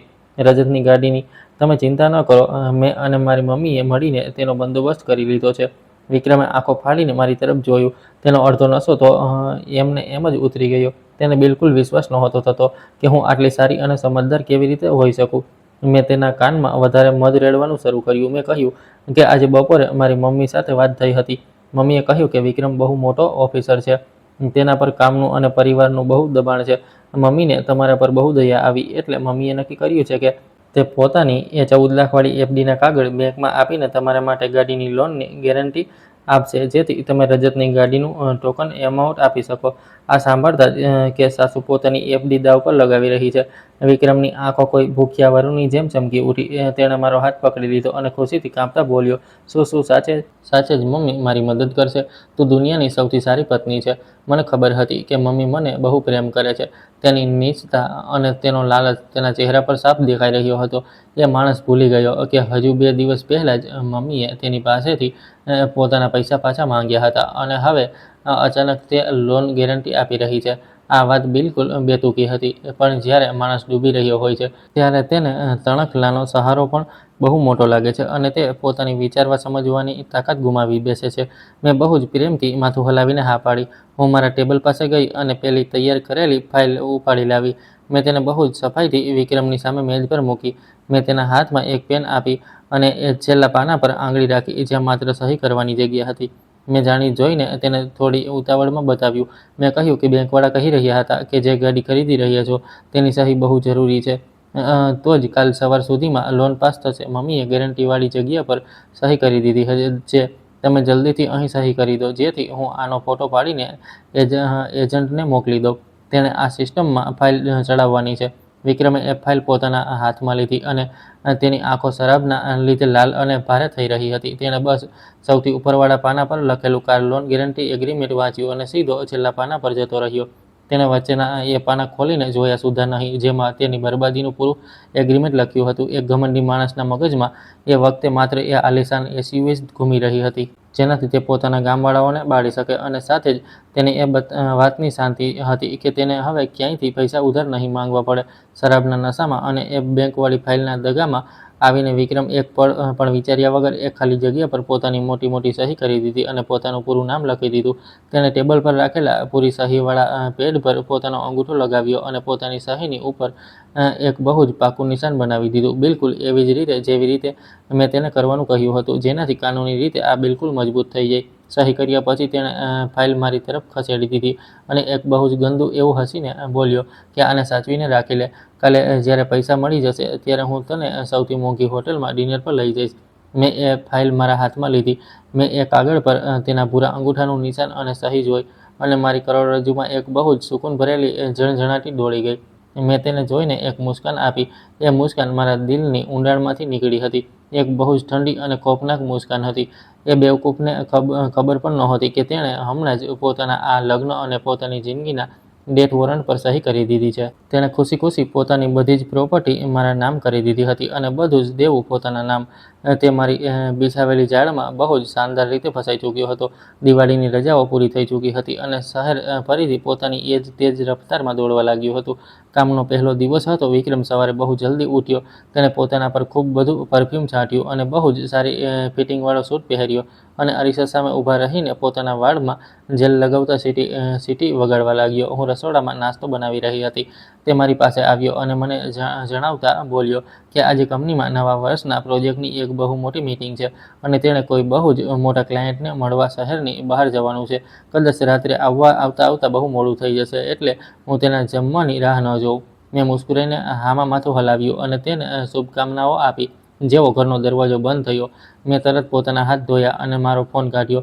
કાલે રાત્રે જ્યારે તે નાહી રહ્યો હતો, ત્યારે મેં ચૂપચાપ તેના ફોનમાં એક લાઈવ લોકેશન ટ્રેકર નાખી દીધું હતું અને તેને મારા ફોન સાથે જોડી દીધું હતું.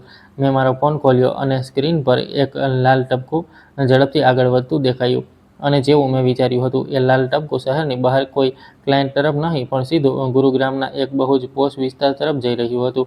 આ એ જ જગ્યા હતી જ્યાં તેણે પોતાની એ પ્રેમિકા ઈશાને ફ્લેટ અપાવી રાખ્યો હતો અને જેનું ભાડું તે મારી કમાણીથી ભરી રહ્યો હતો.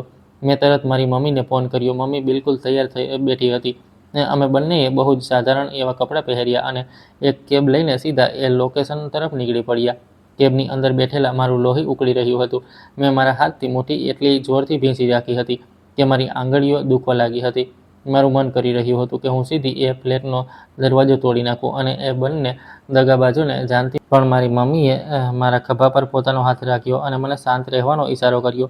તેમનો અવાજ બિલકુલ બરફની જેમ ઠંડો હતો. તેમણે મને સમજાવ્યું કે રસ્તા પર તમાશો કરવો કે ઘરમાં ઘૂસીને મારામારી કરવી એ માત્ર અભણ અને જાહેલ સ્ત્રીઓનું કામ છે. આનાથી પોલીસ કેસ આપણા પર જ બનશે, આપણી બેઇજ્જતી થશે અને હાથમાં કંઈ નહીં આવે.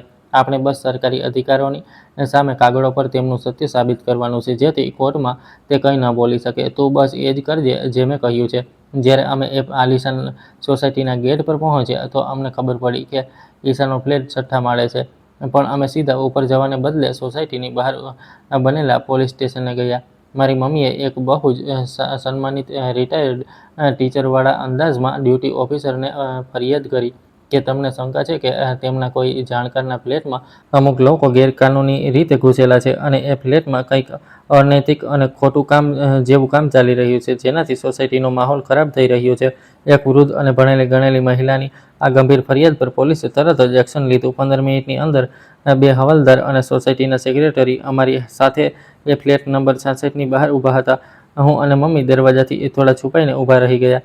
હવાલદારે બહુ જોરથી દરવાજો પીટ્યો અને બૂમ પાડીને કહ્યું કે પોલીસ છે, દરવાજો ખોલો. અંદર કંઈક સામાન પડવાનો અને ગભરાયેલા પગલાઓનો અવાજ આવ્યો. લગભગ 5 મિનિટ પછી દરવાજો બહુ જ ધીમેથી થોડોક ખુલ્યો અને વિક્રમનો ચહેરો બહાર આવ્યો. પોલીસનો યુનિફોર્મ જોઈને તેનો હાઈફાઈ ચહેરો સફેદ પડી ગયો અને તેની આંખો ફાટી રહી ગઈ. પોલીસવાળાઓએ દરવાજો ધક્કો મારીને ખોલ્યો અને અંદર ઘૂસી ગયા. રૂમ પૂરી રીતે વિખેરાયેલો હતો અને બેડ પર ઈશા નામની સ્ત્રી ચાદરમાં મોં છુપાવીને ખરાબ રીતે કાંપી રહી હતી. પોલીસે તરત જ તેમની પાસેથી તેમના આઈ કાર્ડ અને એ ફ્લેટમાં રહેવાના પુરાવા માંગ્યા. વિક્રમનો પરસેવો છૂટી રહ્યો હતો. તે પોલીસને જણાવી જ ન શક્યો કે તે એ સ્ત્રી સાથે કયા સંબંધથી રહી રહ્યો છે, કારણ કે તેનું એ સરનામા પર કોઈ રજિસ્ટ્રેશન નહોતું. અને ઈશા પણ ગોળ જવાબ આપવા લાગી. બરાબર એ જ વખતે હું અને મારી મમ્મી બહુ જ આરામથી રૂમની અંદર દાખલ થયા. મને ત્યાં જોઈને વિક્રમ પર જાણે વીજળી પડી ગઈ. તેના પગે તેનો સાથ છોડી દીધો અને તે જમીન પર ધડામ દઈને બેસી ગયો. હું હવાલદાર પાસે ગઈ અને મેં મારા બેગમાંથી અમારું અસલી મેરેજ સર્ટિફિકેટ કાઢીને તેમને આપી દીધું. મેં બહુ જ સ્પષ્ટ અવાજમાં કહ્યું કે આ માણસ મારો કાનૂની પતિ છે અને અમે આને અહીં રંગે હાથે પકડી રહીએ છીએ. આ અહીં એક બીજી સ્ત્રી સાથે પતિની જેમ રહી રહ્યો છે. પોલીસવાળાઓએ જ્યારે એ બધા પાકા પુરાવા જોયા, ત્યારે તેમણે તરત જ ઘટના સ્થળે જ એક પંચનામું તૈયાર કર્યું. એ સરકારી કાગળ પર સાફ તારીખ, સમય અને જગ્યા લખવામાં આવી. એ પણ લખવામાં આવ્યું કે વિક્રમ અને ઈશા એક જ બેડરૂમમાં કેવી હાલતમાં મળી આવ્યા છે અને વિક્રમની એક ફાઇલ તૈયાર કરી દેવામાં આવી અને લખવામાં આવ્યું કે બધી વસ્તુઓની અસલી પત્નીએ પુષ્ટિ કરી છે. વિક્રમે મજબૂર કરવામાં આવ્યો કે તે એ પોલીસ રિપોર્ટ પર સહી કરે. તે શરમના માર્યા જમીનમાં ગરકાવ થઈ રહ્યો હતો. તેની હિંમત નહોતી થઈ રહી કે તે મારી તરફ આંખ ઉઠાવીને જોઈ શકે. તેના હાથ ખરાબ રીતે કાંપી રહ્યા હતા અને તેણે એ કાગળ પર સહી કરી દીધી. પોલીસનો સિક્કો લાગ્યો અને કાગળ સબમિટ થશે. પંચનામું હવે તેની વિરુદ્ધ એક એવો સરકારી પુરાવો બની ચૂક્યો હતો જેને કોઈ અદાલત નહોતી કાપી શકતી. આ એક બહુ જ સભ્ય પણ સૌથી ખતરનાક અને ક્રૂર સર્જિકલ સ્ટ્રાઇક હતી જે મેં અને મારી મમ્મીએ એ દગાબાજ પર કરી હતી. તેના બચાવના બધા રસ્તા હવે હંમેશ માટે બંધ થઈ ચૂક્યા હતા. પોલીસ રેડના એ ભયંકર આંચકા પછી વિક્રમ કોઈક રીતે ઘરે પહોંચ્યો. તે બિલકુલ એક મરેલા માણસ જેવો હતો. તેના મોંમાંથી એક શબ્દ નહોતો નીકળી રહ્યો. અને તે મારી નજરોથી બચીને બસ કોઈ પડછાયાની જેમ ઘરમાં ફરી રહ્યો હતો. આજે સવારે પણ તેણે પોતાની એ જ જૂની ટાઈ અને સૂટ પહેર્યો અને પોતાનું બેગ લઈને ઓફિસે નીકળી ગયો. તેના મગજમાં હવે બસ એ જ છેલ્લી આશા બચી હતી અને એ હતી કંપની તરફથી મળવાવાળું તેનું વાર્ષિક બોનસ, જે આજના દિવસે તેના ખાતામાં આવવાનું હતું. તેને લાગી રહ્યું હતું કે એ ભારેખમ બોનસથી તે ઓછામાં ઓછું એક ખતરનાક લોન ઓપ્શનનું મોં બંધ કરી દેશે, જે તેને બરબાદ કરવા પર તુલેલા હતા. પણ વિક્રમ એ વાતથી બિલકુલ અજાણ હતો કે તેની ચારે તરફ જે જાળ બિછાવવામાં આવી છે તેની દોરી મારી મમ્મીના હાથમાં બહુ પહેલાથી હતી. મારી મમ્મી માત્ર એક સાધારણ ટીચર નહોતી. પોતાની 30 વર્ષની કારકિર્દીમાં તેમણે ઘણા એવા હોનહાર બાળકોને ભણાવ્યા હતા, જે આજે બહુ મોટા હોદ્દા પર હતા. તેમનો જ એક હતો કરણ, જે આજે એ જ કન્સ્ટ્રક્શન કંપનીમાં સિનિયર ઇન્ટરનલ ઓડિટરના હોદ્દા પર કામ કરી રહ્યો હતો, જ્યાં વિક્રમ હતો. દિવાળીના ઘણા સમય પહેલાં જ મારી મમ્મીના કહેવાથી કરણે બહુ જ ખામોશીથી વિક્રમ દ્વારા સંભાળવામાં આવેલા બધા જ પ્રોજેક્ટ્સની ફાઇલો, બિલો અને ખર્ચાઓની બારીકાઈથી તપાસ શરૂ કરી દીધી હતી. હું મારી શાનદાર ઓફિસમાં બેઠી ખાંડ વગરની બ્લેક કોફી પી રહી હતી.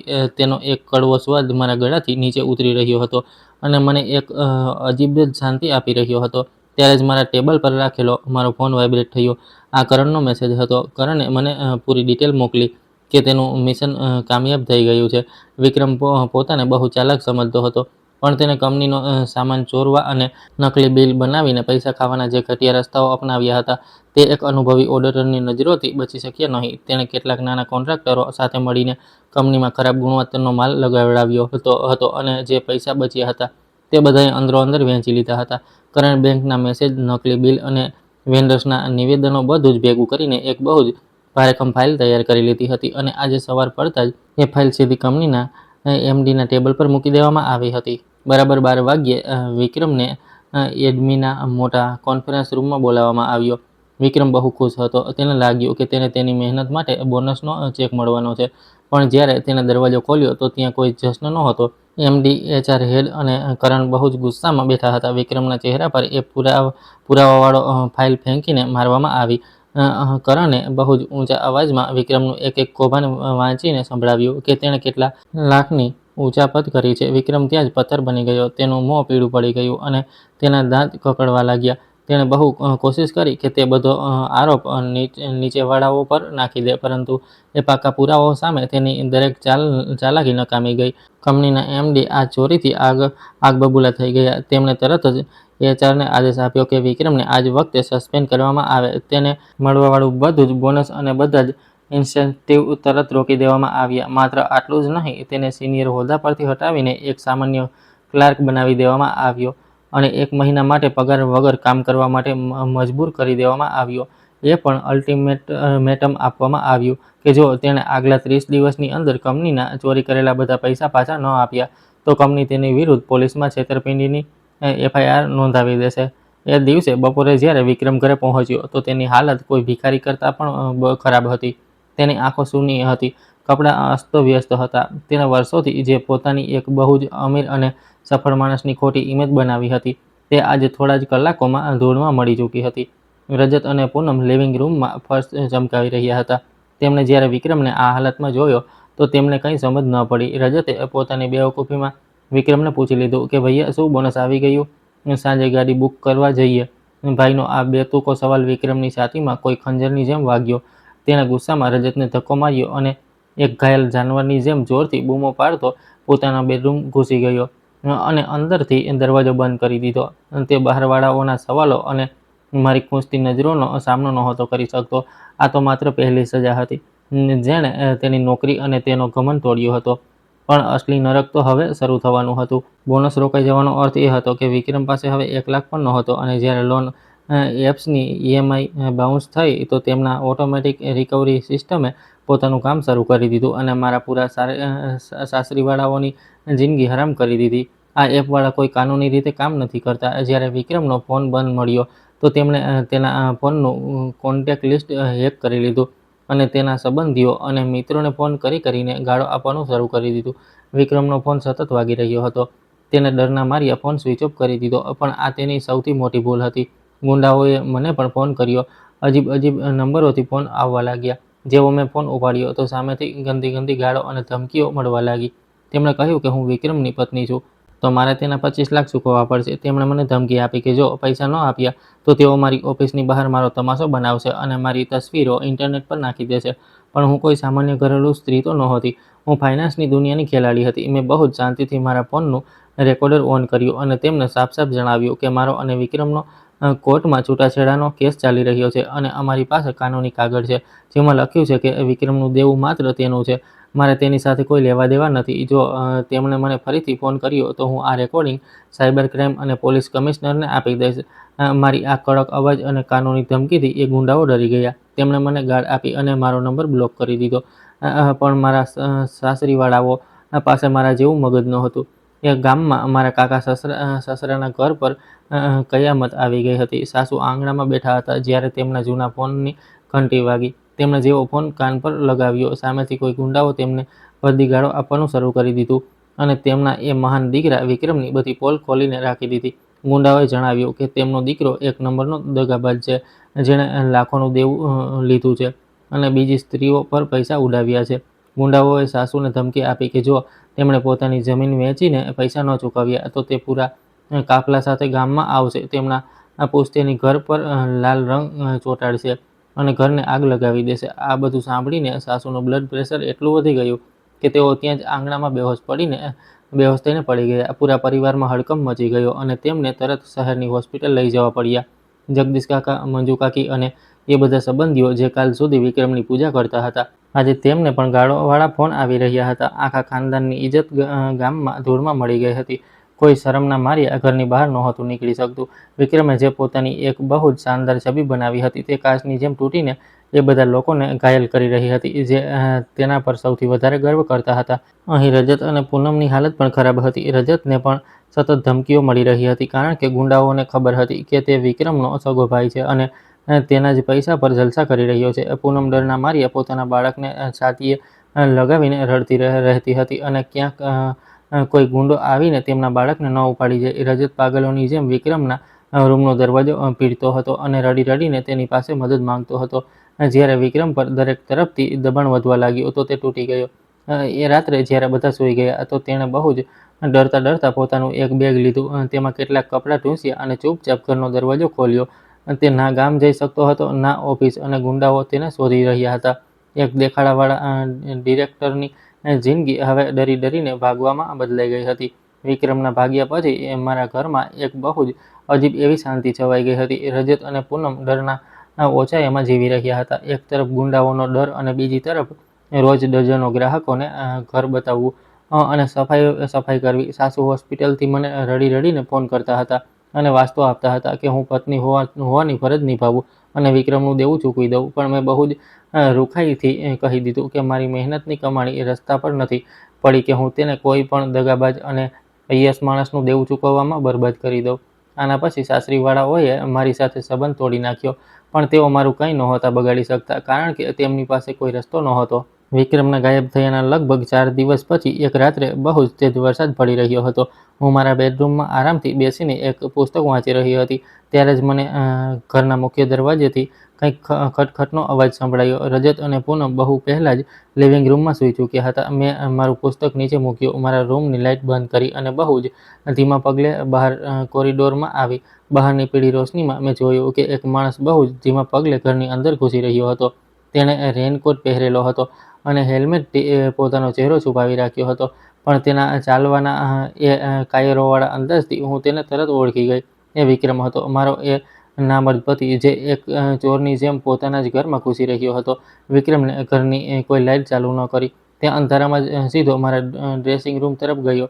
હું પણ ચૂપચાપ પડદા પાછળ છુપાઈ ગઈ અને તેની દરેક હરકત જોવા લાગી. તેણે બહુ જ ઉતાવળમાં મારા ડ્રેસિંગ ટેબલના ખાના ખોલવાના શરૂ કરી દીધા. થોડી જ વારમાં તેણે ઘેરા લાલ રંગનો મખમલનો ડબ્બો કાઢ્યો.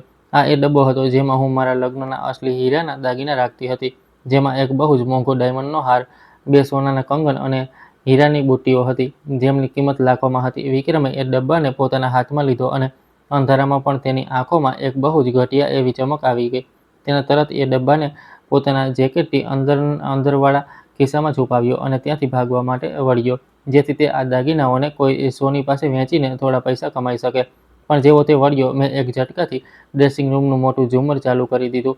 રૂમમાં તેજ રોશની ફેલાઈ ગઈ અને એ રોશની સીધી વિક્રમના એ ગંદા, થાકેલા અને ડરેલા ચહેરા પર પડી. હું મારા બંને હાથ બાંધીને દરવાજાની બિલકુલ વચ્ચોવચ ઊભી હતી. મારી આંખો કોઈ સિંહણની જેમ તેને ઘૂરી રહી હતી. વિક્રમ એટલો ડરી ગયો કે તેના હાથમાંથી એ મખમલનો ડબ્બો ફર્શ પર પડી ગયો. તે તોતડાવા લાગ્યો અને એક બહુ જ અજીબ એવી મુસ્કાન સાથે કહેવા લાગ્યો કે તે તો બસ પોતાના કેટલાક કપડાં લેવા આવ્યો હતો, કારણ કે તેને કામથી બહાર જવાનું છે. મેં તેના જેકેટના એ ઉપસેલા ખિસ્સાને ઘૂરીને જોયું અને બહુ જ નફરત ભરેલું હસી. મેં તેને હુકમ આપ્યો કે એ જે ચોરીનો સામાન તેણે છુપાવ્યો છે તેને બહાર કાઢે, નહીંતર હું અત્યારે જ પોલીસ અને સોસાયટીના ગાર્ડને બોલાવી લઈશ. જ્યારે વિક્રમને લાગ્યું કે તે ફસાઈ ગયો છે તો તેણે એ ડબ્બો બહાર કાઢ્યો અને મારા પર જ બૂમો પાડવા લાગ્યો. તેણે કહ્યું, આપણે હજી પણ પતિ પત્ની છીએ. જ્યારે હું મુસીબતમાં છું તો તું મદદ નથી કરી રહી, એટલા માટે હું માત્ર થોડા દિવસો માટે દાગીના ગીરવે મૂકવા જઈ રહ્યો હતો. જ્યારે પૈસા આવશે તો પાછા લાવીને આપી દઈશ. તું તો એવો હોબાળો મચાવી રહી છે જાણે હું કોઈ રસ્તાનો ચોર હોઉં. તેની આ બેશરમી પર મને સાચે જ ઉલટી આવી રહી હતી. હું આગળ વધી અને મેં ફર્શ પરથી એ ડબ્બો ઉઠાવી લીધો. મેં બહુ જ આરામથી તેને ખોલ્યો. અંદર એ હાર અને કંગન એ જ રીતે ચમકી રહ્યા હતા. મેં એ ડાયમંડનો હાર કાઢ્યો અને સીધો વિક્રમના મોં પર ફેંકીને માર્યો. મેં બહુ જ કડવી હસી સાથે તેને એક એવું સત્ય જણાવ્યું જેને તેના પગ નીચેથી જમીન સરકાવી દીધી. મેં કહ્યું કે તારા જેવા પીઠમાં છરો ભોંકવાવાળા માણસ પર હું ક્યારેય ભરોસો ન કરી શકું. અસલી દાગીના તો મેં દિવાળી પહેલાં જ બેંકના લોકરમાં રખાવી દીધા હતા. જે તું અત્યારે તારા હાથમાં પકડીને ઊભો છે ને, તે તો માત્ર કાચના ટુકડા અને નકલી પોલિશ છે. મેં આ નકલી દાગીના ઓનલાઈન માત્ર અમુક 100 રૂપિયામાં જ ખરીદ્યા હતા, જેથી કપડાં સાથે મેચ કરી શકું. તું શોખથી આને બજાર લઈ જા અને પછી જોજે સોની તને કેવી રીતે જૂતાથી મારે છે. વિક્રમે એ હાર ઉઠાવ્યો, તેને દાંતથી દબાવીને જોયો અને બહુ ધ્યાનથી ચેક કર્યો. તેને તરત સમજાઈ ગયું કે આ સાચે જ બહુ હલકો અને નકલી છે. તેને અહેસાસ થયો કે તેની છેલ્લી આશા પણ ખતમ થઈ ગઈ. તે ત્યાં જ ફર્શ પર ઘૂંટણભેર પડી ગયો અને એક નાના બાળકની જેમ જોરથી રડવા લાગ્યો. તે મારા પગમાં પડીને કરગરવા લાગ્યો કે હું તેને બચાવી લઉં. તેણે કહ્યું કે ગુંડાઓ તેને મારી નાખશે. જો તેણે પૈસા ન આપ્યા તો તેઓ તેના હાથ પગ કાપી નાખશે. તેણે કસમો ખાધી કે તે ઈશાને છોડી દેશે અને આખી જિંદગી મારો ગુલામ બનીને રહેશે. હું ત્યાં જ પાસે પડેલા એક સ્ટૂલ પર બેસી ગઈ. તેને મારા પગમાં આ રીતે સરકતો જોઈને મારી અંદર દયાનું એક ટીપું પણ નહોતું. મેં મારા ખાનામાંથી એક કાગળની કોપી કાઢી. આ એ જ કાર લોન એગ્રીમેન્ટ કોપી હતી જેના પર તેને સહી કરી હતી. મેં એ કાગળ તેના મોં પર માર્યો અને કહ્યું કે જરા આની અંદરના પાના વાંચ. વિક્રમે રડતા રડતા એ કાગળ ઉઠાવ્યો અને જેવું તેણે ઉપર લખેલું જોયું, સંપત્તિની વહેંચણી અને દેવાની જવાબદારી, તેની આંખો ખોફથી ફાટી રહી ગઈ. તેણે એ બધી શરતો વાંચી કે આ ઘર અને બેંક બેલેન્સ પર માત્ર મારો હક છે અને એ બધી 25 લાખની લોન માત્ર તેની છે અને સૌથી નીચે તેની ખુદની સહી અને ભૂરા રંગના અંગૂઠાનું નિશાન હતું. વિક્રમે પોતાનું માથું ઉઠાવ્યું. મને જોઈ તેનો ચહેરો પૂરી રીતે બગડી ચૂક્યો હતો અને તે કંઈ બોલી જ નહોતો શકતો. સત્ય કોઈ બહુ મોટા હથોડાની જેમ તેના માથા પર વાગ્યું હતું. તેને સમજાઈ ગયું કે તે કેટલી ખરાબ રીતે મારી જાળમાં ફસાયો હતો. તેને ખુદ પોતાના હાથોથી પોતાની બધી પ્રોપર્ટી મને આપી દીધી હતી અને બધા ગંદા દેવા પોતાના નામ કરી લીધા હતા. જે બીજાઓ માટે ખાડો ખોદે છે તે ખુદ એ જ ખાડામાં પડે છે. વિક્રમ ત્યાં જ ફર્શ પર પૂરી રીતે હારીને સૂઈ ગયો. તેના શ્વાસ ઉખડી રહ્યા હતા. તેણે પોતાની જિંદગીની સૌથી મોટી હારને માની લીધી હતી. સમય બહુ ઝડપથી વીતી રહ્યો હતો અને પછી જોતજોતામાં પૂનમનો દિવસ આવી ગયો. આ અમારા ત્યાં બહુ જ શુભ દિવસ માનવામાં આવે છે. વિક્રમના એક ગામનું હવામાન આજે ઘણું સાફ હતું. ત્યાં હવે ધુમ્મસ નહોતી. એ જૂના પુશ્તેની ઘરમાં આજે ફરીથી પૂરો પરિવાર ભેગો થયો હતો પૂનમની પૂજા માટે. પણ આ વખતે ત્યાં કોઈ ખુશી નહોતી. ત્યાંનો માહોલ બહુ જ ડરામણો અને તણાવથી ભરેલો હતો. વિક્રમના એ ગુંડાઓએ પૂરા પરિવારની નાક કપાવી દીધી હતી. દરેક જણ ડરેલું અને ચીડચીડું હતું. સાસુ તો સુકાઈને કાંટો થઈ ગયા હતા. તેમની હેકડી નીકળી ચૂકી હતી અને તેઓ એકદમ બિચારા બની ગયા હતા. ખૂણામાં ચૂપચાપ બેઠા હતા. સવારના બરાબર 10 વાગ્યે એક બહુ જ શાનદાર કાળા રંગની ઇનોવા કાર તેમના ઘરની બહાર આવીને રોકાઈ. હું, મારી મમ્મી અને કપૂરજી એ કારમાંથી બહાર નીકળ્યા. અમને જોઈને ગામના બધા લોકો અને સંબંધીઓ હેરાન રહી ગયા. મેં એક બહુ જ ફોર્મલ અને ખૂબસૂરત કાળા રંગનો સૂટ પહેર્યો હતો. મારી ચાલમાં એક ગજબનો આત્મવિશ્વાસ હતો.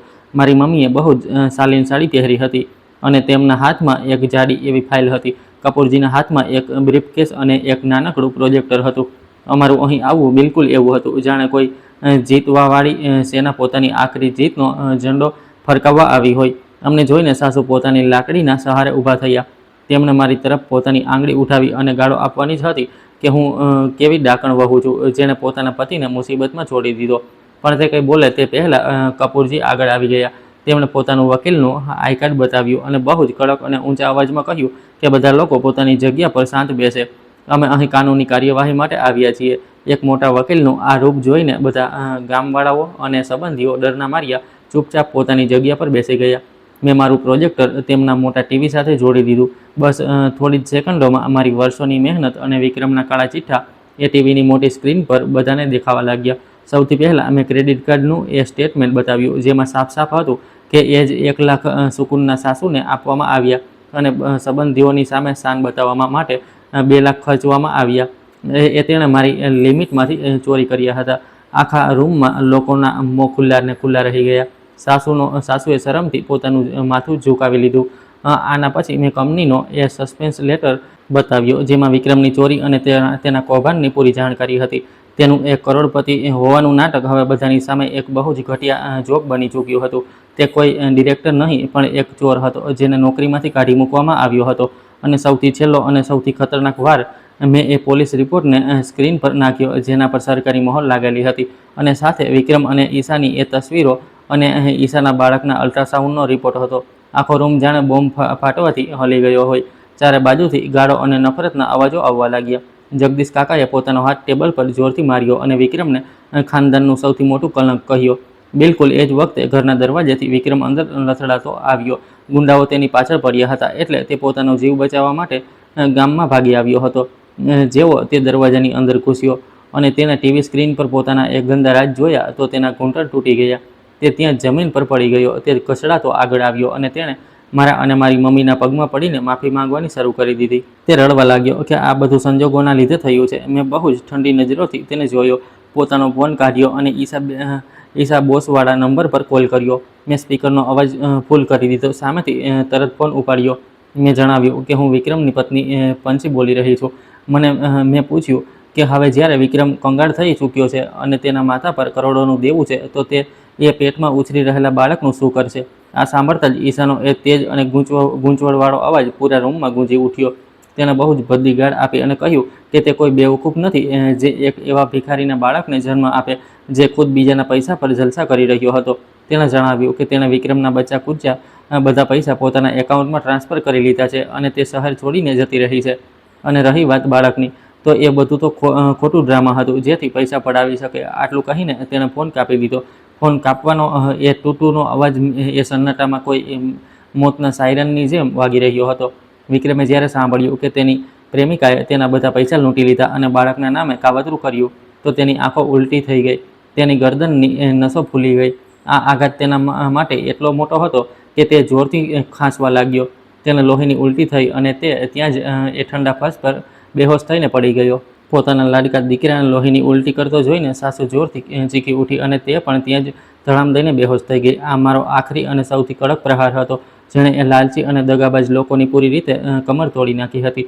ગામથી પોતાનું કામ ખતમ કરીને જ્યારે હું પાછી આવી તો બધું બિલકુલ એવું જ થયું જેવું મેં પ્લાન કર્યું હતું. અમારા ફ્લેટ પર રજત અને પૂનમ માટે જિંદગી નરક બની ચૂકી હતી. ગ્રાહકોના આવવાનો ઘસારો રહેતો હતો અને સાફ સફાઈ કરતાં કરતાં પૂનમ બીમાર પડી ગઈ હતી. ઉપરથી ગુંડાઓ હવે સીધા રજતને ધમકીઓ આપી રહ્યા હતા. રજત સમજી ચૂક્યો હતો કે તેનો ભાઈ હવે પૂરી રીતે બરબાદ છે અને એ ગાડીનું સપનું માત્ર એક સપનું છે. પોતાનો જીવ બચાવવા માટે રજતે પોતાનો સામાન બાંધ્યો અને પોતાની પત્ની બાળકને લઈને ચૂપચાપ ગામ ભાગી ગયો. તેણે કસમ ખાઈ લીધી કે તે ફરી ક્યારેય શહેર તરફ નહીં જુએ. જેવો તેમણે ફ્લેટ ખાલી કર્યો, મેં તેને તરત એક બહુ જ સારા ભાવે વેચી દીધો, કારણ કે ઘર બહુ સારી લોકેશન પર હતું. મને કેસમાં એક બહુ મોટી રકમ મળી. કપૂરજીએ એ સહી કરેલો એગ્રીમેન્ટ અને પોલીસ રિપોર્ટ કોર્ટમાં રજૂ કરી દીધો. કાનૂનની સામે એ કેસ એટલો મજબૂત હતો કે જજે તરત મારી અરજી મંજૂર કરી લીધી અને અમારા બહુ જ આસાનીથી છૂટાછેડા થઈ ગયા. મને મારી બધી પ્રોપર્ટી મળી ગઈ અને વિક્રમના હિસ્સામાં આવી એની 25 લાખની લોન. એક એવો સંબંધનો હંમેશા માટે અંત આવી ગયો જે મને અંદરને અંદર ખાઈ રહ્યો હતો. સાસરીની એ ગુંગનામણમાંથી બહાર આવતા જ મારી કરિયર ઉડાન ભરી લીધી. મારી મહેનત અને મારા કામને જોતા કંપનીએ મને પ્રમોટ કરી દીધી અને હું નેશનલ ફાઇનાન્સ હેડ બની ગઈ. મારો પગાર અને મારા ભથ્થા બમણા થઈ ગયા. મેં મારું એ જૂનું ઘર વેચીને જે પૈસા મળ્યા હતા અને મારી સેવિંગ્સથી શહેરની બિલકુલ વચ્ચે એક બહુ જ આલિશાન પેન્ટ હાઉસ ખરીદ્યું. એ ઘરમાં બહુ સારો તડકો આવતો હતો. મારી મોટી એવી બાલ્કનીમાં મેં બહુ સુંદર છોડ લગાવ્યા હતા. ત્યાં બહુ શાંતિ હતી. મેં મારી મમ્મીને મારી સાથે રહેવા માટે બોલાવી લીધી, જેથી અમે બંને મા દીકરી એક સુકૂન ભરેલી જિંદગી જીવી શકીએ અને જૂના બધા દુઃખોને ભૂલી જઈએ. શિયાળાની શરૂઆતની એક બહુ જ રળિયામણી સાંજ હતી. હું અને મમ્મી અમારી બાલ્કનીમાં સામસામે બેઠા હતા. અમે કેમોમાઇલ ચા પી રહ્યા હતા, જેની ખુશ્બુ બહુ જ સારી આવી રહી હતી. મમ્મી એક સ્વેટર ગૂંથી રહી હતી અને મારી ઓફિસની વાતો સાંભળીને મુસ્કુરાઈ રહી હતી. ત્યારે જ મારા જૂના કોલેજના મિત્રોના વોટ્સએપ ગ્રુપ પર એક મેસેજની ટોન વાગી. કોઈએ એક વિડીયો મોકલ્યો હતો જે ઇન્ટરનેટ પર બહુ વાયરલ થઈ રહ્યો હતો. મેં એમ જ એ વિડીયો ખોલી લીધો. તે કોઈ બહુ જ પછાત વિસ્તારના બજારનો વિડીયો હતો, જ્યાં એક બહુ જ કમજોર અને ગંદો એવો માણસ, જેણે કોઈ ડિલિવરીવાળાનો ફાટેલો યુનિફોર્મ પહેર્યો હતો, જમીન પર ઘૂંટણભેર બેઠો હતો. તેની ચારે તરફ 4 બહુ જ ખતરનાક ગુંડાઓ ઊભા હતા, જે તેને લાત અને મુક્કાઓથી ખરાબ રીતે મારી રહ્યા હતા, કારણ કે તેણે તેમના પૈસા પાછા નહોતા આપ્યા. જો કે એ માણસનો ચહેરો લોહી અને ઈજાથી સૂજી ચૂક્યો હતો, પણ હું તેને એક નજરમાં ઓળખી ગઈ. એ વિક્રમ હતો, કાલનો એ જૂઠો અને ઘમંડી ડિરેક્ટર. આજે રસ્તાનો એક એવો કૂતરો બની ચૂક્યો હતો, જેને રોજ પોતાના કર્યાની સજા મળી રહી હતી. તેની પાસે ના પરિવાર હતો, ના પૈસા અને ના ઇજ્જત. આ તેના એ ભયાનક લાલચ અને દગાની કિંમત હતી, જે તે ચૂકવી રહ્યો હતો. મેં બહુ જ શાંતિથી મારા ફોનની સ્ક્રીન બંધ કરી અને તેને ટેબલ પર મૂકી દીધો. ઠંડી હવાનો એક ઝોંકો આવ્યો. મારા મનમાં તેના માટે ના કોઈ દયા હતી, ના કોઈ ગુસ્સો, બસ એક બહુ જ ઊંડી અને અજીબ એવી શાંતિ હતી. મેં મારો ચાનો કપ ઉઠાવ્યો અને એક ઘૂંટડો પીધો. ચાની એ મીઠાશ મને બહુ સારી લાગી. મારી મમ્મીએ મારી તરફ જોયું. તેમની આંખોમાં મારા માટે બહુ પ્રેમ અને ગર્વ હતો. તેમણે બહુ જ પ્રેમથી માથું હલાવ્યું. તેમની એ મુસ્કાન મારા માટે બધું જ હતી. મેં પણ મુસ્કુરાઈને જવાબ આપ્યો, એક ઊંડો શ્વાસ લીધો અને મારી જિંદગીના એ જૂના અને કાળા પુસ્તકને હંમેશા માટે બંધ કરી દીધું. હવે મારી સામે એક બહુ જ ખૂબસૂરત અને ખુશીઓથી ભરેલું ભવિષ્ય હતું. એક સ્ત્રી માટે સૌથી મોટી ખુશી એ નથી હોતી કે તેને એક એવો માણસ મળી જાય જેના પર તે નિર્ભર રહી શકે, પરંતુ અસલી ખુશી એ હોય છે કે તેની અંદર એટલી તાકાત હોય કે તે પોતાને અને પોતાના લોકોને દુનિયાના દરેક તોફાનથી બચાવી શકે. મિત્રો, જિંદગીમાં કેટલાક દર્દ એવા હોય છે જેમાં રડવાની જરૂર નથી હોતી, બસ તેમને સમજવાની અને તેમની સામે લડવાની જરૂર હોય છે. મિત્રો, જૂઠી શાન, અહંકાર અને દગાથી મેળવેલી ઇજ્જત વધારે સમય સુધી નથી ટકતી. જે લોકો બીજાનું અપમાન કરીને પોતાને મોટા સાબિત કરવા માગે છે, તેઓ એક દિવસ પોતાની જ ભૂલોને કારણે બધાની સામે શર્મિંદા થાય છે. જ્યારે ધૈર્ય, બુદ્ધિમાની અને આત્મસન્માન સાથે લેવાયેલો સાચો નિર્ણય અંતમાં હંમેશા સત્ય અને ન્યાયની જીત કરાવે છે. સાથે જ સ્ત્રીએ ક્યારેય પોતાને કમજોર ન સમજવી જોઈએ અને પોતાના પગ પર જરૂર ઊભા થવું જોઈએ. તો મિત્રો, તમે લોકો કયા શહેરમાંથી અમારી આ વાર્તા સાંભળી રહ્યા છો અને તમને આ વાર્તા પસંદ આવી હોય તો પ્લીઝ કોમેન્ટ કરીને જરૂર જણાવો.